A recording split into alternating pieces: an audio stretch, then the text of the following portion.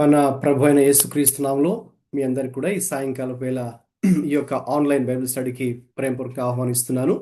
ప్రతి వారం కూడా మనం దేవుని యొక్క వాక్యాన్ని క్రమంగా నేర్చుకుంటూ దేవుడు మనకు అనేక ఆత్మీయ సంగతులను దేవుడు మనకు ఈ వాక్య ధ్యానంలో దేవుడు మనకు నేర్పిస్తున్నందుకు నేను ఎంతగానో సంతోషిస్తూ ప్రభువుని స్తుతిస్తున్నాను. అలాగే ఈ యొక్క గ్రూప్లో జాయిన్ అవుతున్న వారందరూ కూడా ఆత్మీయంగా దీవించబడుతున్నారని కూడా నేను విశ్వసిస్తూ ప్రభువుని స్తుతిస్తున్నాను. మన జీవితాలలో దేవుని యొక్క వాక్యం చాలా చాలా చాలా ప్రాముఖ్యమైనది. మన యొక్క జీవితాలను కట్టేది కేవలం దేవుని యొక్క వాక్యం మాత్రమే. కాబట్టి ఈ యొక్క అంత్య దినాలలో ఉన్నటువంటి మనము దేవుని యొక్క వాక్యాన్ని చదువుతూ ధ్యానిస్తూ అందులో ప్రభు మన కొరకై, పరిశుద్ధాత్మ దేవుడు మన కొరకై, సంఘము కొరకై, సంఘ క్షేమాభివృద్ధి కొరకై బయలుపరిచినటువంటి అనేక సంగతులను మనం గ్రహించడము చాలా చాలా ప్రాముఖ్యమైన విషయం. అందులో భాగంగానే ఇక్కడ మనం అనేక సంగతులు నేర్చుకుంటూ ఉన్నాం. వాటిని మనకి జీవితాల్లో మరి పాటించడానికి ప్రభువే మనకు సహాయం చేయాలని ప్రార్థనాపూర్వకంగా ఈ యొక్క బైబిల్ స్టడీస్లో మనం పార్టిసిపేట్ చేద్దాం. మనందరికీ తెలిసినట్టుగా ఈ యొక్క బైబిల్ స్టడీలో మనం క్రొత్త నిబంధనలోని 5వ పుస్తకం అయినటువంటి అపోస్తుల కార్యములు, book of acts of the apostles లేక acts of the holy spirit through the apostles అని కూడా మనం దీన్ని పిలవచ్చు. పరిశుద్ధాత్ముడు అపోస్తుల ద్వారా చేసినటువంటి కార్యాలు అనే యొక్క గ్రంథాన్ని మనము ప్రతి అధ్యాయాన్ని, ప్రతి వచనాన్ని కూడా అధ్యయనం చేస్తూ అందులో ఉన్నటువంటి ఆత్మీయ సంగతులను లోతైనటువంటి విధానంలో, ఒక క్రమమైనటువంటి విధానంలో, in depth way and systematic వేలో, అట్ ద సేమ్ టైం ప్రాక్టికల్గా మన యొక్క అనుదిన జీవితాలకి అన్వయించుకుంటూ అధ్యయనం చేస్తున్న విషయం మీకు తెలిసిందే. ఇది వరకు మనము 27 అధ్యాయాలు ముగించాం. ఈరోజు మనము చివరి అధ్యాయమైనటువంటి 28వ అధ్యాయాన్ని మనము ధ్యానించుకోబోతున్నాం. అందులో భాగంగా 27వ అధ్యాయంలో ఏం జరిగిందో, లేక 28వ అధ్యాయంలో ఏం జరగబోతుందో మనకు తెలియడానికి జస్ట్ మీకు కొంచెం చిన్న రీక్యాప్ లాగా ఇవ్వడానికి ఒక వీడియో క్లిప్ మనం చూద్దాం. 27వ అధ్యాయంలో చోటు చేసుకున్నటువంటి సంఘటనలు, అలాగే ఈరోజు మనం ధ్యానించబోయే 28వ అధ్యాయంలో జరుగుతున్నటువంటి సంఘటనలు ఒక వీడియో చూసిన తర్వాత ఆ యొక్క స్టడీలోకి మనం వెళ్దాం.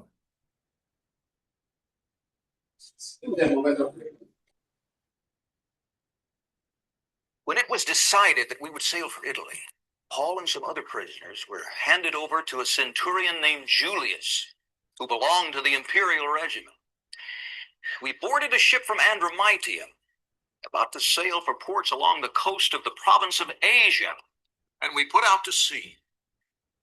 Aristarchus of Macedonia from Thessalonica was with us. The next day we landed at Sidon, and Julius, in kindness to Paul, allowed him to go to his friends so they might provide for his needs. From there, we put out to sea again and passed to the lee of Cyprus because the winds were against us. When we had sailed across the open sea off the coast of Cilicia and Pamphylia, we landed at Myra in Lycia. There, the centurion found an Alexandrian ship sailing for Italy and put us on board. We made slow headway for many days and had difficulty arriving off Cnidus. When the wind did not allow us to hold our course, we sailed to the lee of Crete, opposite Salmon. We moved along the coast with difficulty and came to a place called Fair Havens, near the town of Lasea. Much time had been lost, and sailing had already become dangerous because by now it was after the fast. So Paul warned them, "Men, I can see that our voyage is going to be disastrous and bring great loss to ship and cargo, and to our own lives also." But the centurion, instead of listening to what Paul said, followed the advice of the pilot and of the owner of the ship. Since the harbor was unsuitable to winter, the majority decided that we should sail on, hoping to reach Phoenix and winter there. This was a harbor in Crete, facing both southwest and northwest. When a gentle south wind began to blow, they thought they had obtained what they wanted. So they weighed anchor and sailed along the shore of Crete. Before very long, a wind of hurricane force, called the northeaster, swept down from the island. The ship was caught by the storm and could not head into the wind, so we gave way to it and were driven along. As we passed to the lee of a small island called Cauda, we were hardly able to make the lifeboat secure. When the men had hoisted it aboard, they passed ropes under the ship itself to hold it together. Fearing that they would run aground on the sandbars of Syrtis, they lowered the sea anchor and let the ship be driven along. We took such a violent battering from the storm that the next day they began to throw the cargo overboard. The third day they threw the ship's tackle overboard with their own hands.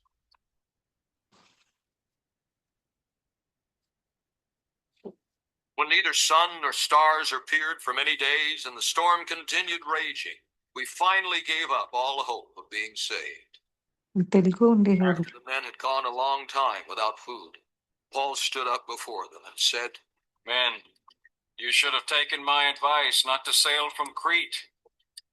Then you would have spared yourselves this damage and loss.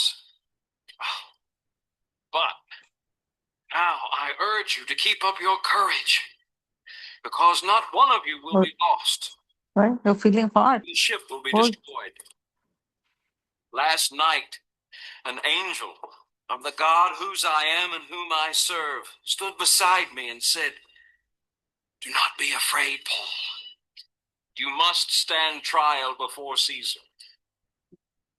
And God has graciously given you the lives of all who sail with you.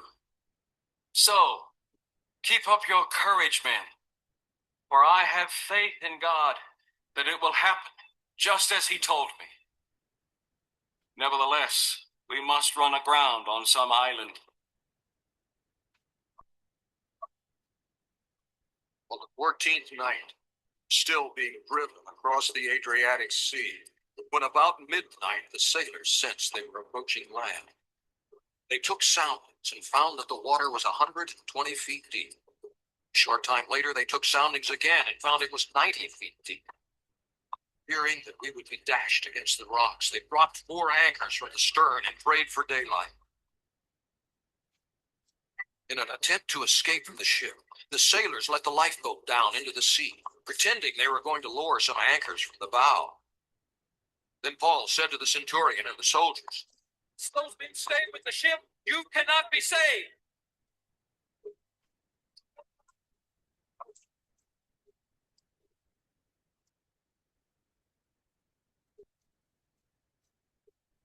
Soldiers cut the ropes that held the lifeboat and let it fall away.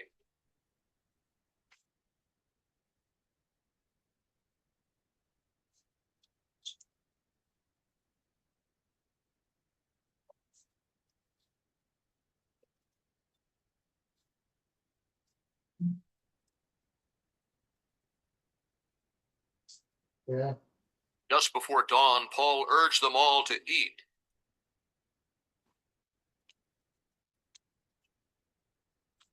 "For the last 14 days, he said, you have been in constant suspense and have gone without food. You haven't eaten anything. Now, I urge you to take some food. You need it to survive. Not one of you will lose a single hair from his head." After he said this, he took some bread and gave thanks to God in front of them all. Then he broke it and began to eat. They were all encouraged and ate some food themselves. Altogether, there were 276 of us on board. They had eaten much as they 100 wanted. They pills. lightened the ship by throwing grain into the You sea. have 100 pills? Daylight came. They did not recognize the land, but they saw a bay with a sandy beach, where they decided to run the ship aground if they could. Cutting loose the anchors, they left them in the sea and at the same time untied the ropes that held the rudders. Then they hoisted the foresail to the wind and made for the beach. But the ship struck a sandbar and ran aground. The bow stuck fast and would not move, and the stern was broken to pieces by the pounding of the surf. The soldiers planned to kill the prisoners to prevent any of them from swimming away and escaping.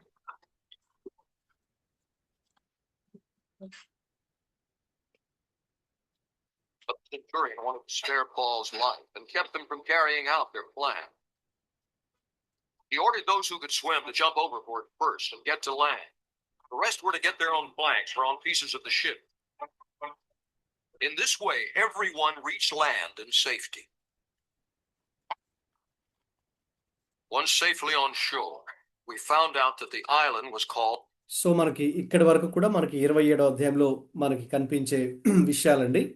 ఏ రీతిగా షిప్లో వారు ఓడలో ప్రయాణం చేస్తున్నప్పుడు ఎదురైనటువంటి భయంకరమైనటువంటి తుఫాను మధ్యలో దేవుడు వారిని భద్రపరచడం, మరి దేవుడు పౌలుని ఆధారం చేసుకొని మరి పౌలు రోముకు వెళ్ళవలసి ఉన్నది. అక్కడ కూడా ఆ రోమా చక్రవర్తి ఎదుట కూడా ఆయన సాక్ష్యం చెప్పవలసి ఉన్నది. కాబట్టి మరి ఆ యొక్క ఓడలో ప్రయాణం చేస్తున్నటువంటి సుమారు 276 మంది ప్రయాణికులు ఏ రీతిగా ఒక భయంకరమైన తుఫాన్లో చిక్కుకొని ఓడ బ్రద్దలైనప్పటికీ కూడా మరి చివరికి ఆ ఒడ్డుకు ఎలా చేరుకున్నారో మనం ఈ యొక్క వీడియోలో చూసాం. ఇక 28వ అధ్యాయం అంటే ఈరోజు మరి మనం అధ్యయనం చేసే అధ్యాయంలో ఉన్న సంగతులను కూడా ఇప్పుడు మనం ఈ షార్ట్ వీడియోలో మరి మనం చూద్దాం. ఎప్పుడైతే వారు ఆ ఒడ్డుకు చేరుకున్నారో మరి అక్కడి నుంచి ఏం జరిగిందో ఇప్పుడు చూద్దాం. The islanders showed us unusual kindness. They built a fire and welcomed us all because it was raining and cold. Paul gathered a pile of brushwood, and as he put it on the fire, a viper, driven out by the heat, fastened itself on his neck. The islanders saw the snake hanging from his hand. They said to each other, "This man must be a murderer. Whether he escaped from the sea, justice has not allowed him to live." Paul shook the snake off into the fire and suffered no ill effects.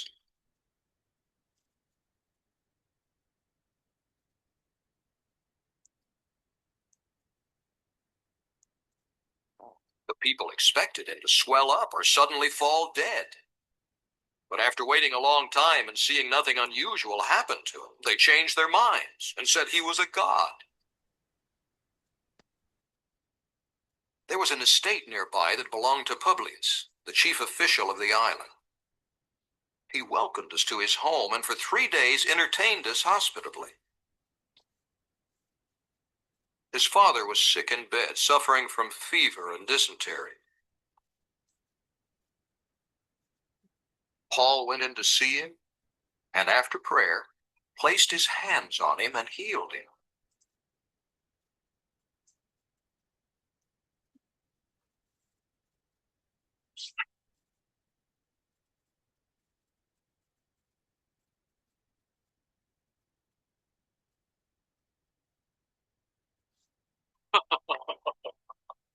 But this had happened. The rest of the sick on the island came and were cured. They honored us in many ways. And when we were ready to sail, they furnished us with the supplies we needed. After 3 months, we put out to sea in a ship that had wintered in the island. It was an Alexandrian ship with the figurehead of the twin gods, Castor and Pollux. We put in at Syracuse and stayed there 3 days. From there, we set sail and arrived at Rhegium. The next day, the south wind came up, and on the following day, we reached Puteoli. There we found some brothers who invited us to spend a week with them. And so we came to Rome. Brothers there had heard that we were coming, and they traveled as far as the Forum of Appius and the 3 taverns to meet us. At the sight of these men, Paul thanked God and was encouraged. When we got to Rome, Paul was allowed to live by himself with a soldier to guard him. 3 days later, he called together the leaders of the Jews.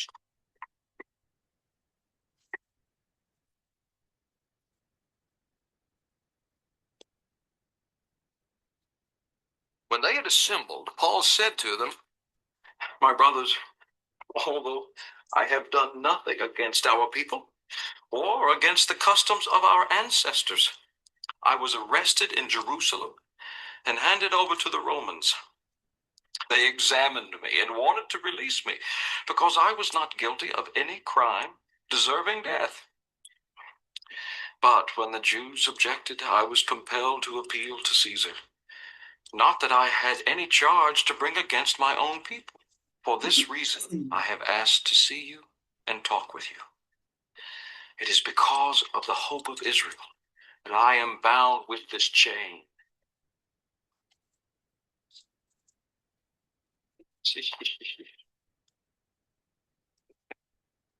They replied, We have not received any letters from Judea concerning you, and none of the brothers who have come from there has reported or said anything bad about you. But we want to hear what your views are, for we know that people everywhere are talking against this sect. They arranged to meet Paul on a certain day and came in even larger numbers to the place where he was staying. From morning till evening, he explained and declared to them the kingdom of God and tried to convince them about Jesus from the law of Moses and from the prophets. Some were convinced by what he said, but others would not believe. They disagreed among themselves and began to leave after Paul had made his final statement. The Holy Spirit spoke the truth to your forefathers when he said through Isaiah the prophet, Go to this people and say, You will be ever hearing, but never understanding. You will be ever seeing, but never perceiving. For this people's heart has become calloused. They hardly hear with their ears, and they have closed their eyes. Otherwise, they might see with their eyes, hear with their ears, understand with their hearts, and turn, and I would heal them. Therefore, I want you to know that God's salvation has been sent to the Gentiles.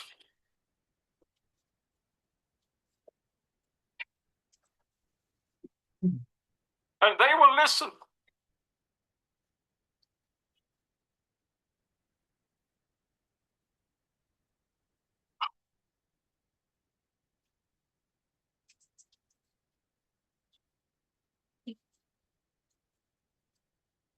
For 2 whole years, Paul stayed there in his own rented house, welcomed all who came to see him.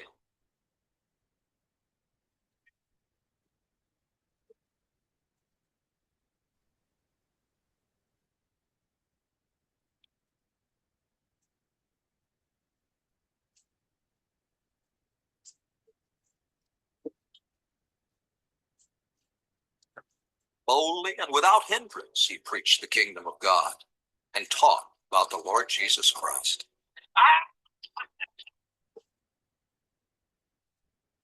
Right. So మనం 27వ అధ్యాయం అంటే last వీక్లో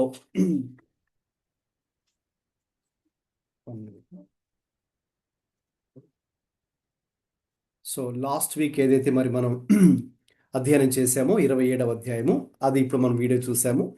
అలాగే ఈరోజు అధ్యయనం చేయబోయి 28వ అధ్యాయాన్ని కూడా మరి మనం వీడియో చూసాం.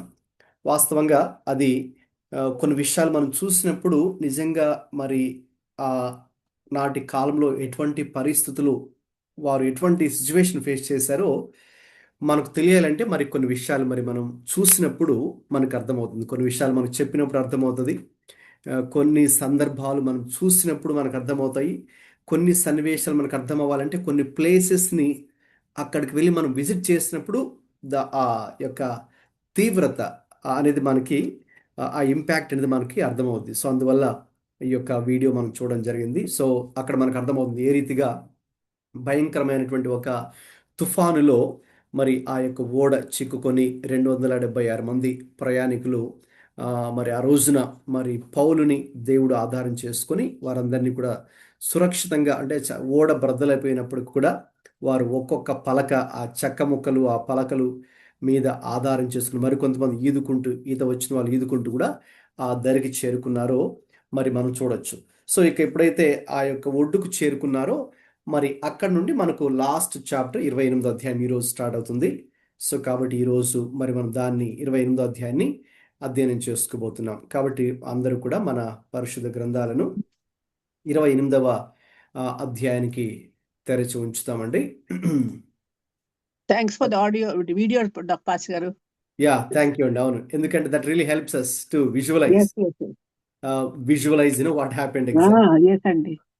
సో ఆ యొక్క ఆ, కొన్ని విషయాలు మనకి కళ్ళకు కట్టినట్టుగా ఆ ప్రాబ్లం యొక్క సివియారిటీ, ఆ సమస్య యొక్క తీవ్రత మరి మనం కొన్ని చూసినప్పుడు మనకు అర్థమవుతుంది. రైట్. సో కాబట్టి దట్స్ గుడ్. ఓకేనండి. మరి ఎవరైనా మైక్ ఆన్ చేసుకొని ఈ థీమ్ ఒకసారి చదువుతారా? Serving God in every circumstance. Okay. So ఈరోజు మనం అధ్యయనం చేయబోయేటటువంటి 28వ అధ్యాయం చాప్టర్ 28కి మనం చూస్తున్నటువంటి టైటిల్ లేక థీమ్ ఏంటంటే serving God in every circumstance. అంటే ప్రతి పరిస్థితుల్లో కూడా దేవుణ్ణి మనం ఏ రీతిగా సేవించాలి. విశ్వాసులుగా లేక దేవుని సేవ చేసేవారుగా మనందరూ కూడా అనేక రకాల పరిస్థితులు గుండా మనందరూ వెళ్తుంటాం కదండి. మనందరూ కూడా అనేక రకాల ఎత్తు పల్లాలు, ups and downs, mountains or valleys, మరి పర్వతాలు, లోయలు అనే అనుభవాలు గుండా మనందరూ కూడా వెళ్తూ ఉంటాం. రైట్. కొన్ని మరి మనకు sweet memories and some bitter experiences. కొన్నిసార్లు మరి మనకు చేదు అనుభవాలు ఎదురవుతుంటాయి జీవితంలో, అలాగే కొన్ని మధురమైనటువంటి అనుభవాలు కూడా ఎదురవుతుంటాయి. ఓకే. సో కాబట్టి కొన్నిసార్లు మనకు పరిస్థితులు మనం అనుకున్నట్టుగా ఉంటాయి, కొన్నిసార్లు మనం అనుకున్నట్టుగా ఏది జరగకపోవచ్చు. ఓకే. సో ఈ పరిస్థితులు అయితే రకరకాలుగా మారిపోతూ ఉంటాయి. We are also living in a world of uncertainty, right. So కాబట్టి ఇటువంటి పరిస్థితుల మధ్యలో విశ్వాసులుగా, దేవుని యందు విశ్వాసం ఉంచిన మనము క్రైస్తవులుగా, విశ్వాసులుగా మరి ఏ రీతిగా మన దేవుని యందు మనం విశ్వాసం ఉంచాలి, లేక మన దేవుణ్ణి సేవించాలి, ఓకే, అనే ఒక టాపిక్ని మనం ఆధారం చేసుకుని స్టడీ చేయబోతున్నాం. ఇది పౌలు జీవితాన్నే ఆధారం చేసుకుని ఈరోజు మరి మనం అధ్యయనం చేయబోతున్నాం. ఎందుకంటే పౌలు, మీరు వీడియోలు చూశారు కదండి, అనేక రకాల అనుభవాల గుండా దేవుడు అతన్ని తీసుకెళ్లడం జరిగింది. ఇదంతా కూడా ఏదో ఒక సాఫీగా ఆయన జీవితం లేదు కదండి. ఎన్నో రకాల ఎత్తు పల్లాలు, ఎన్నో అప్స్ అండ్ డౌన్స్, ఎన్నో రకాల ప్రతికూలమైన పరిస్థితులు, ఇబ్బందులు, వ్యతిరేకతల మధ్యలో ఆయన జీవితము చివరి దశ వరకు కూడా కొనసాగింది, ముఖ్యంగా ప్రభువుని అంగీకరించిన తర్వాత. అయితే ఈ పరిస్థితులన్నిటి మధ్యలో కూడా పౌలు దేవుని కొరకు మరి ఎలా జీవించాడు, దేవుని కొరకు ఆయన ఏ రీతిగా సాక్షిగా ఆయన జీవించాడు, how he was an effective witness for the lord. ప్రభు కొరకు ఆయన అద్భుతమైన సాక్షిగా ఎలా నిలబడ్డాడు, ధైర్యంగా అన్ని రకాల భయాన్ని కలిగించే పరిస్థితుల మధ్యలో కూడా ఎలాగ ధైర్యంగా ఆయన దేవుని కొరకు జీవించి దేవుని యొక్క సువార్త, దేవుని పని చేసి దేవుని యొక్క రాజ్య పని ఆయన చేశాడో మరి మనము ఈ యొక్క అధ్యాయాన్ని కూడా ఆధారం చేసుకుని చూడబోతున్నాం. అందుకే ఈ అంశము చాలా ప్రాముఖ్యమైనది. Serving God in every circumstances. ప్రతి పరిస్థితుల్లో కూడా మరి మనం ఏ రీతిగా దేవునిని సేవించాలి. ఓకేనండి. తర్వాత ఈ యొక్క చివరి అధ్యాయంలో మనకు 31 వచనాలు ఉన్నాయి. Acts 28. There are 31 verses. కాబట్టి ఈ 31 వచనాలు out of this 31 versus, okay, దీన్ని మనము సులువుగా అర్థం చేసుకోవడానికి, ఓకేనండి, మరి నేను దీన్ని 7 భాగాలు చేయడం జరిగింది. There are 7 sections we see. Okay. So కాబట్టి keep this theme in mind, serving God, and ఈ అధ్యాయాన్ని అలాగా మనం చూడబోతున్నాం. ఓకేనండి. రైట్. సో ఎవరైనా మరి ఒకరు మైక్ ఆన్ చేసుకొని చదవండి. ఇందులో చూసే మనం ఫస్ట్ పాయింట్ ఏంటి ఈ అధ్యాయంలో? మేము తప్పించుకునే తరువాత ఈ అవుట్లైన్ ఒకసారి స్లైడ్ చూస్తారా? అది ఆ స్లైడ్ మీద ఉన్న పాయింట్స్ ఫస్ట్ చదవండి. Serving God in unexpected situations. ఎక్కడి నుంచి ఎక్కడి దాకా? From verse 1 to 2.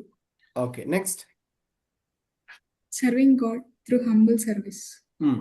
From verse 3 to 6. Serving God despite danger. From verse 5. Serving God through compassionate ministry. From verse 7 to 10. Serving God through fellowship. From verse 11 to 15. Serving God despite limitations. From verse 16 to 29. Serving God faithfully until the end, from verse 30 to 31. Right. So ఇలాగా 7 విభాగాలుగా మనం ఈ యొక్క అధ్యాయాన్ని విభజించవచ్చండి. 7 ప్రాముఖ్యమైనటువంటి విషయాలు లేక 7 ప్రాముఖ్యమైన సందేశాలు ఈ చివరి అధ్యాయంలో మనకున్నాయి. సో కాబట్టి మరి ఒక్కొక్క భాగాన్ని కూడా ఇప్పుడు మరి మనం చదువుదాం. కాబట్టి మీ బైబిల్స్ అందరూ కూడా దయచేసి ఓపెన్ చేసి ఉంచండి. మీ దగ్గర నోట్బుక్ కానీ డైరీ కానీ ఉన్నట్లయితే మీరు స్లైడ్ మీద చూస్తున్నటువంటి ఆ పాయింట్స్ కానీ లేక ఆ రెఫరెన్సెస్ కానీ మీరు నోట్ చేసుకోవచ్చు. రైట్. సో అందరూ కూడా మరి ప్రార్థనాపూర్వకంగా కాన్సన్ట్రేషన్తో ఏకాగ్రతతో మరి మనం ముందుకు వెళ్దాం. రైట్. సో ఎవరైనా మరి బైబిల్ తెరచి మొదటి 2 వచనాలు చదవండి. Please read first 2 verses. మేము తప్పించుకొనిన తరువాత ఆ ద్వీపము మెలితే అని తెలుసుకుంటిమి. అనాగరికులకు ఆ ద్వీపవాసులు మాకు చేసిన ఉపచారం ఇంతంత కాదు. ఎలాగనగా అప్పుడు వర్షము కురియుచు చలిగా ఉన్నందున వారు నిప్పురాజు పెట్టి మమ్మును అందరినీ చేర్చుకొనిరి.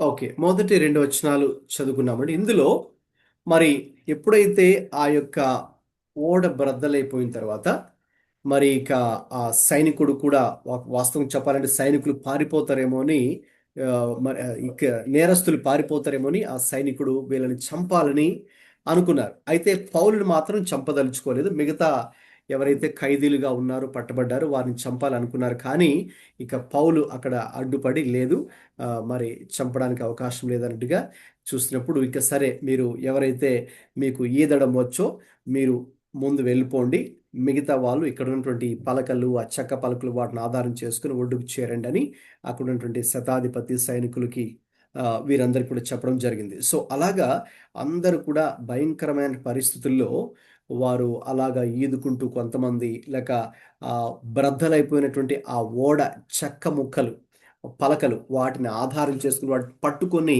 మరికొంతమంది మొత్తానికి ఏ ఒక్కరు కూడా చనిపోకుండా దేవుడు ముందే చెప్పాడు కదా, సో నేను అందరినీ కూడా రక్షిస్తానని చెప్పినట్టుగానే అందరూ కూడా ఒడ్డుకు క్షేమంగా అయితే చేరుకున్నారు. మరి ఒడ్డుకు చేరుకోగానే వారికి తెలియదు అసలు ఎక్కడ ఏ ఊరికి వాళ్ళు చేరుకున్నారు. ఎందుకంటే వాళ్ళు వెళ్ళాల్సిన ప్రాంతం వేరు, మధ్యలో భయంకరమైన తుఫాను వల్ల ఈ పరిస్థితులు అన్ని కూడా చోటు చేసుకున్నాయి కదండి. అది మనం చూసాం, వీడియోలో కూడా చూసాం, అధ్యాయంలో కూడా మనం చదివాం. ఇప్పుడు మరి ఒక విధంగా వారు ఆ ఒడ్డుకు చేరుకున్న తర్వాత వారికి తర్వాత తెలిసినటువంటి విషయం ఏంటి అంటే వారు మెలితే అనేటటువంటి ఒక ద్వీపానికి వారు చేరుకున్నారు. ఎన్ ఐలాండ్ కాల్డ్ మాల్టా అనే ప్లేస్కి వాళ్ళు అక్కడికి వచ్చారు. మరి ఎప్పుడైతే అక్కడికి వచ్చారో చూడండి, ఆ ద్వీప వాసులు వారు ఎటువంటి వారండి? అనాగరికులు అనుందన్నమాట. ఓకే, అనాగరికులకు ఆ ద్వీప వాసులు మాకు చేసిన ఉపచారం ఇంతంత కాదు. కాబట్టి వాస్తవంగా వారు ఎప్పుడైతే ఆ ఒడ్డుకు అందరూ కూడా అలాగే ఈదుకుంటూ కొంతమంది ఆ చెక్క పలకల మీద చెక్క ముక్కల మీద పట్టుకొని ఆధారం చేసుకుని వచ్చిన కొంతమంది ఆ పరిస్థితుల్లో ఎలా ఉంది? అప్పుడు వర్షం కురుస్తూ ఉంది, చాలా కష్టం అండి. ఓకే, చలి, చాలా భయంకరమైన చలి, అలాగే వర్షం. ఓకే, ఎప్పుడైతే మరి వాళ్ళు ఇలాగ ఒడ్డుకు చేరుకున్నారో వీరందరూ కూడా ఆ ద్వీప వాసులందరూ కూడా వాళ్ళు ఎవరో తెలియకపోయినా కూడా వెళ్ళి వారికి సహాయం చేయాలని నిప్పు రాజు పెట్టి మమ్మను అందరినీ చేర్చుకొనిరి అని మనం చూస్తూ ఉన్నాం. ఓకే, వారు చూడండి ఇంగ్లీష్లో మనకు అక్కడ the local people showed the unusual kindness అని ఉంటుంది. ఓకేనండి, స్థానిక ప్రజలు ఎవరైతే ఉన్నారో మరి వీరెవరో వారికి తెలియదు, వారెవరో వీరికి తెలియదు, అయినా కూడా చూసారా దేవుడు ఏ రీతిగా మరి క్రొత్త వారైనా సరే పరిచయస్తులు కాకపోయినా సరే, సో దేవుడు మన పక్షంగా ఉన్నప్పుడు దేవుడు ఏ రీతిగా క్రొత్త వ్యక్తులను కూడా ఉపయోగించుకొని వారి ద్వారా మనకు దేవుడు ఎలాగ సహాయం చేస్తాడో ఈ 2 వచనాల్లో మనం దాన్ని చూడగలం. ఇంకా చెప్పాలంటే ఆ ద్వీప వాసులు క్రైస్తవులేమీ కాదండి. అంటే వారు వీరి పట్ల మిక్కిలి మరి దయ చూపించారు అంటుంది కదా, ఉపచారం చేశారు. They showed us the unusual kindness. కాబట్టి వారేమి క్రైస్తవులేమి కాదు. ఓకేనండి. సో చెప్పాలంటే అందుకే దేవుడు కొన్నిసార్లు మరి మనము ఎవరినైతే ఎక్స్పెక్ట్ చేయమో అన్ఎక్స్పెక్టెడ్ పీపుల్ని కూడా దేవుడు ఉపయోగించుకొని తన యొక్క ప్రజలకు క్షేమము జరగడానికి, తన ప్రజలకు దీవెనకరంగా ఉండడానికి దేవుడు మారుస్తూ ఉంటారు. మరి కొన్నిసార్లు దేవుడు అటువంటి వ్యక్తుల ద్వారానే మరి మనం శ్రమల్లో ఉన్నప్పుడు, ఇబ్బందుల్లో ఉన్నప్పుడు దేవుడు సహాయం చేయడానికి దేవుడు అటువంటి వారిని సైతం దేవుడు ఉపయోగించుకోగలడు.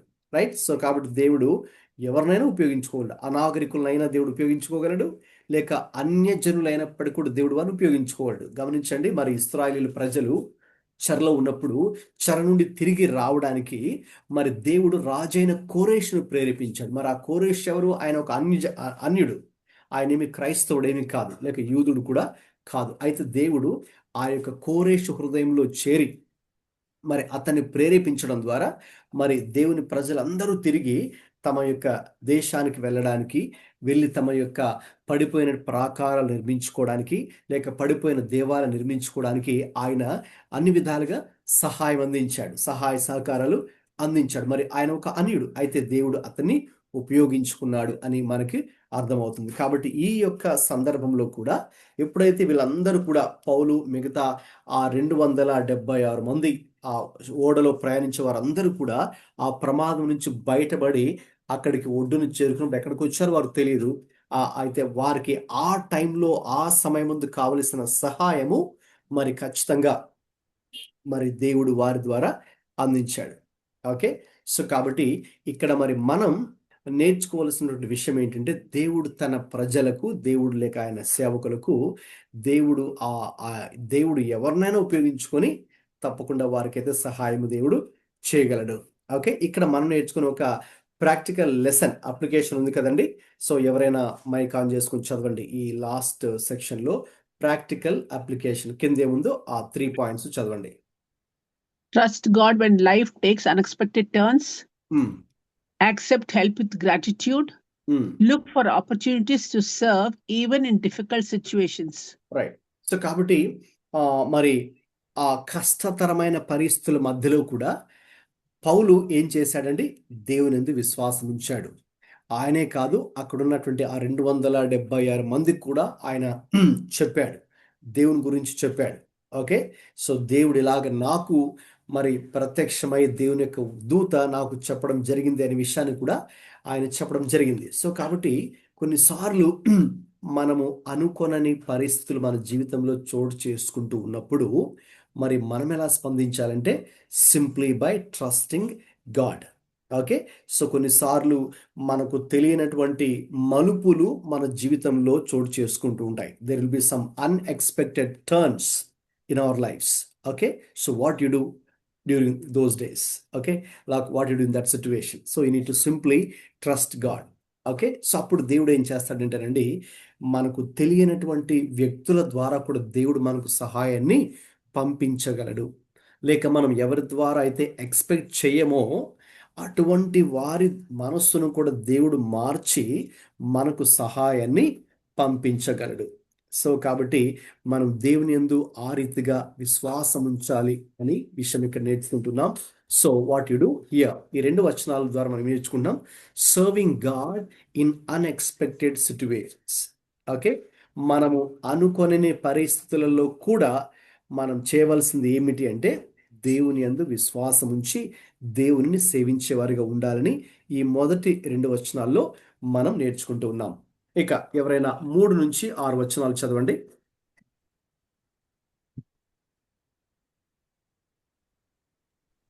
అప్పుడు పౌలు మోపడి పుల్లలేరి నిప్పుల మీద వేయగా ఒక సర్పము కాకకు బయటికి వచ్చి అతని చెయ్యి పట్టెను.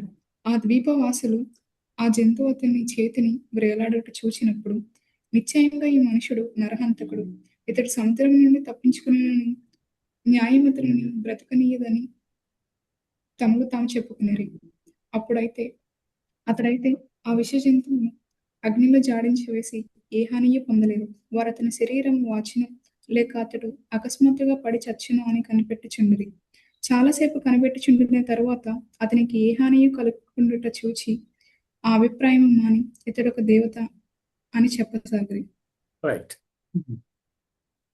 Serving God through humble service అనే ఒక టైటిల్ మీరు ఇక్కడ చూస్తున్నారు.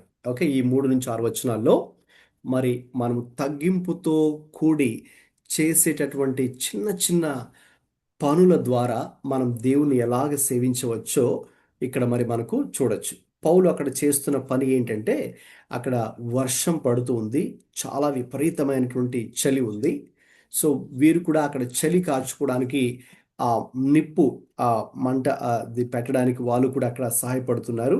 పౌలు కూడా ఏం చేశాడు, కొన్ని పుల్లలు ఆయన కూడా వేరుకొని అక్కడ ఈ యొక్క చలి కాచుకోవడానికి, చలిమంట వేయడానికని ఆయన కొన్ని పుల్లలు ఏరుకున్నాడు.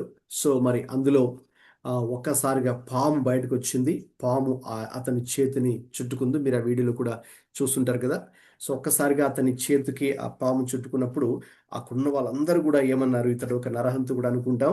మరి అందుకేనేమో ఇతడు సముద్రం నుంచి తప్పించుకున్నాడు, తుఫాన్ నుంచి. కానీ మళ్ళీ ఇక్కడ మళ్ళీ ఇలాగా ఇతను ఇప్పుడు ఆ న్యాయం ఇతను వదిలిపెట్టట్లేదు, ఇక్కడ ఇతను పాము ఇతన్ని చంపవేయబోతుంది అని వాళ్ళు మొదట అనుకున్నారు. కానీ ఒక్కసారిగా పౌలు తన చేతిని ఇలాగా విడిచేటప్పటికి మరి అది కింద పడిపోయింది. అతనికి ఏ హాని జరగలేదు. ఏ హాని జరగపోయేటప్పటికి వాళ్ళు మళ్ళీ తమ అభిప్రాయాన్ని మార్చుకొని అప్పుడే ఇతను నరహంతకుడు అన్న వాళ్ళు ఇతను ఒక దేవత అని వాళ్ళు చెప్పుకుంటూ ఉన్నారు. ఓకే, సో కాబట్టి ఇక్కడ ఈ చిన్న సన్నివేశం ద్వారా మనం ఇక్కడ నేర్చుకునే ఒక పాఠం ఏంటంటే, పౌలు ఒక గొప్ప అపోస్తలుడే. ఓకేనండి, పౌలుకి దేవుడు గొప్ప జ్ఞానము దేవుడు అతనికి అనుగ్రహించాడు. మరి పౌలు ద్వారా దేవుడు అనేక కార్యాలు దేవుడు ఇదివరకే జరిగించాడు. అయితే ఆయన యొక్క మనస్సు యాటిట్యూడ్ ఏ రీతిగా ఉన్నది అంటే, he had a humble attitude. So కాబట్టి ఆయన తగ్గింపు కలిగినటువంటి వ్యక్తిగానే ఆయన ఉన్నాడు. సో కాబట్టి ఇప్పుడు ఆయన పుల్లలు ఏరి అక్కడ ఆ చలి మంట పెట్టడం అనేది అదొక చిన్న పని. It's a simple like a humble service. ఓకేనండి. సో కాబట్టి దాని ద్వారా కూడా మనం ఏం నేర్చుకోవచ్చు అంటే, పౌలు జీవితంలో మరి ఎటువంటి తగ్గింపుతో కూడినటువంటి సేవ ఆయన చేస్తూ ఉన్నారో మనకు అర్థమవుతుంది. ఓకే, అది మొదటిగా. రెండవదిగా చూడండి, ఈ ప్రజలందరూ ఏం చెబుతున్నారు, ఎప్పుడైతే పౌలు ఆ పుల్లలు ఏరుకుంటున్నప్పుడు ఒక్కసారిగా పైకి పాము వచ్చి అతని చేతికి చుట్టుకున్నప్పుడు అప్పుడు పౌలు మీద ఒక చెడు అభిప్రాయాన్ని కలిగి ఉన్నారు. ఇతడు నరహంతకుడు కావచ్చు, అందుకేనేమో ఇలాగా పాము వచ్చి అతన్ని ఇప్పుడు మరి కాటు వేయబోతోంది, ఇతడు చనిపోబోతున్నాడు అన్నట్టుగా అనుకున్నారు. ఓకే, అయితే తర్వాత అతను ఆ పాము ఏ హాని చేయకుండా వెళ్ళిపోయేటప్పటికి మళ్ళీ అమ్మో ఇతను ఒక దేవతలాగా ఉన్నాడు అని వెంటనే తమ అభిప్రాయాన్ని మార్చుకున్నారు. సో గమనించండి, పౌలు అనేక సందర్భాల్లో ప్రజల చేత మరి అపార్థం చేసుకోబడ్డాడు. Paul was misunderstood by people and so many occasions. ఈ అకేషన్ కూడా ఒక అకేషన్ అనమాట. ఏంటంటే పౌల్ని వారు ఆ రీతిగా అపార్థం చేసుకోవడం. ఓకే, అతడు ఒక నరహంతకుడు అని చెప్పడము, మళ్ళీ దేవతని చెప్పడం. వాస్తవంలో మాట్లాడితే ఆయన నరహంతకుడు కాదు, వాళ్ళన్నట్టుగా దేవత కూడా కాదు. సో కాబట్టి ఇక్కడ ప్రాక్టికల్ అప్లికేషన్ ఏంటి అంటే, మనం ఎటువంటి పాఠం ఇక్కడ నేర్చుకోవచ్చు అంటే, సో మన గురించి మన చుట్టూ ఉన్న ప్రజలు మనల్ని మెచ్చుకుంటూ ఉన్నా మరి మనం ఉప్పొంగవలసినటువంటి అవసరం లేదు. లేక మన గురించి తక్కువగా మాట్లాడుతూ నిరుత్సాహాన్ని కలిగించే రీతిలో మాట్లాడుతున్నా మనం కృంగిపోవాల్సిన అవసరం అయితే లేదు. దేవుని తెలుసు కదా మనం ఎవరు, దేవుని తెలుసు కదా మన హృదయం ఏంటో. సో కాబట్టి దేవుని వైపు చూస్తూ మనం ఆ విషయాన్ని దేవుడికే అప్పగించవలసి ఉంటుంది. సో దాన్ని బట్టి వారు మాట్లాడుతున్న మాటలను బట్టి మనము రియాక్ట్ అవ్వాల్సినటువంటి అవసరం అయితే లేదు.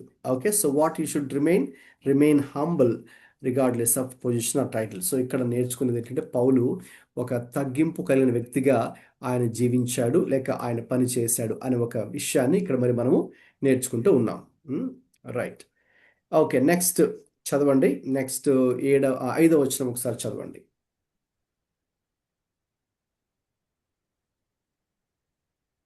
Verse 5. అతడైతే ఆ విష జంతువును అగ్నిలో జాడించి వేసి ఏ హానియు పొందలేదు. ఓకే, సో ఇక్కడ హెడ్డింగ్ ఏం చూస్తున్నాం మనం, serving God despite danger. Okay, అక్కడ ప్రమాదం ఉన్నప్పటికీ కూడా, ప్రమాదకరమైన పరిస్థితుల మధ్యలో కూడా అతడు దేవుణ్ణి సేవించాడు అనే విషయం ఇక్కడ మరి మనం చూస్తూ ఉన్నాం. ఓకే, ఇక్కడ మనం గమనించే విషయాలు ఏంటంటే, పాము అక్కడికి వచ్చినప్పుడు కూడా, సో అయితే ఆ పాము ఇతన్ని మీద కాటు వేయకుండా, సో దేవుడే అతన్ని భద్రపరిచాడు, లేక దేవుడే అతన్ని కాపాడారు. సో వాస్తవంగా అక్కడ ఉన్నటువంటి ఆ ద్వీపవాసులు ఏమనుకున్నారంటే, మరి ఆ పాము కాటు ద్వారా కాటు వేసి మరి ఇతడు చనిపోతాడని అనుకున్నారు. అయితే వెంటనే కూడా తమ యొక్క అభిప్రాయాలు కూడా మార్చుకున్నారు. ఓకే, సో కాబట్టి ఇక్కడ నేర్చుకునే ఒక విషయం ఏంటంటే, ఇంతకుముందే కూడా నేను మీతో చెప్పినట్టుగా ప్రజలు మనల్ని మెచ్చుకుంటూ ఉన్నా లేక ప్రజలు మనల్ని విమర్శిస్తూ ఉన్నా, ఓకే, వాటిని మనం పట్టించుకోకుండా దేవునిని సేవించేవారుగా మనం ఉండాలి. ఓకే, సో ఆ యొక్క పొగడ్తలను లేకపోతే వాళ్ళు మనల్ని మెచ్చుకుంటున్నారని మనం దాన్ని చూసి ఆ మాటలు విని మనము అతిశయించాల్సినటువంటి అవసరము లేదు. లేక వారు మనల్ని విమర్శిస్తున్నారే అని బాధపడి కృంగిపోవాల్సిన అవసరం కూడా లేదు. ఓకే, సో దేవుని ఎదుట మరి మనం ఇటువంటి ప్రతికూల పరిస్థితుల మధ్యలో కూడా దేవుని యందు విశ్వాసం ఉంచి దేవుని వైపు చూస్తూ దేవుని సేవించేవారిగా ఉండాలి అని మరి మనకు 5వ వచనం ద్వారా మనం నేర్చుకుంటూ ఉన్నాం. Okay, right. ఇప్పుడు 7వ వచనం నుండి 10 వరకు చదవండి.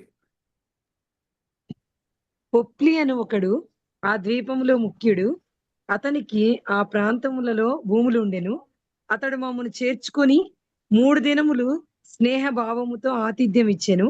అప్పుడు పొప్లి యొక్క తండ్రి జ్వరము చేతను రక్తభేది చేతను బాధపడుచు పండుకొని ఉండెను.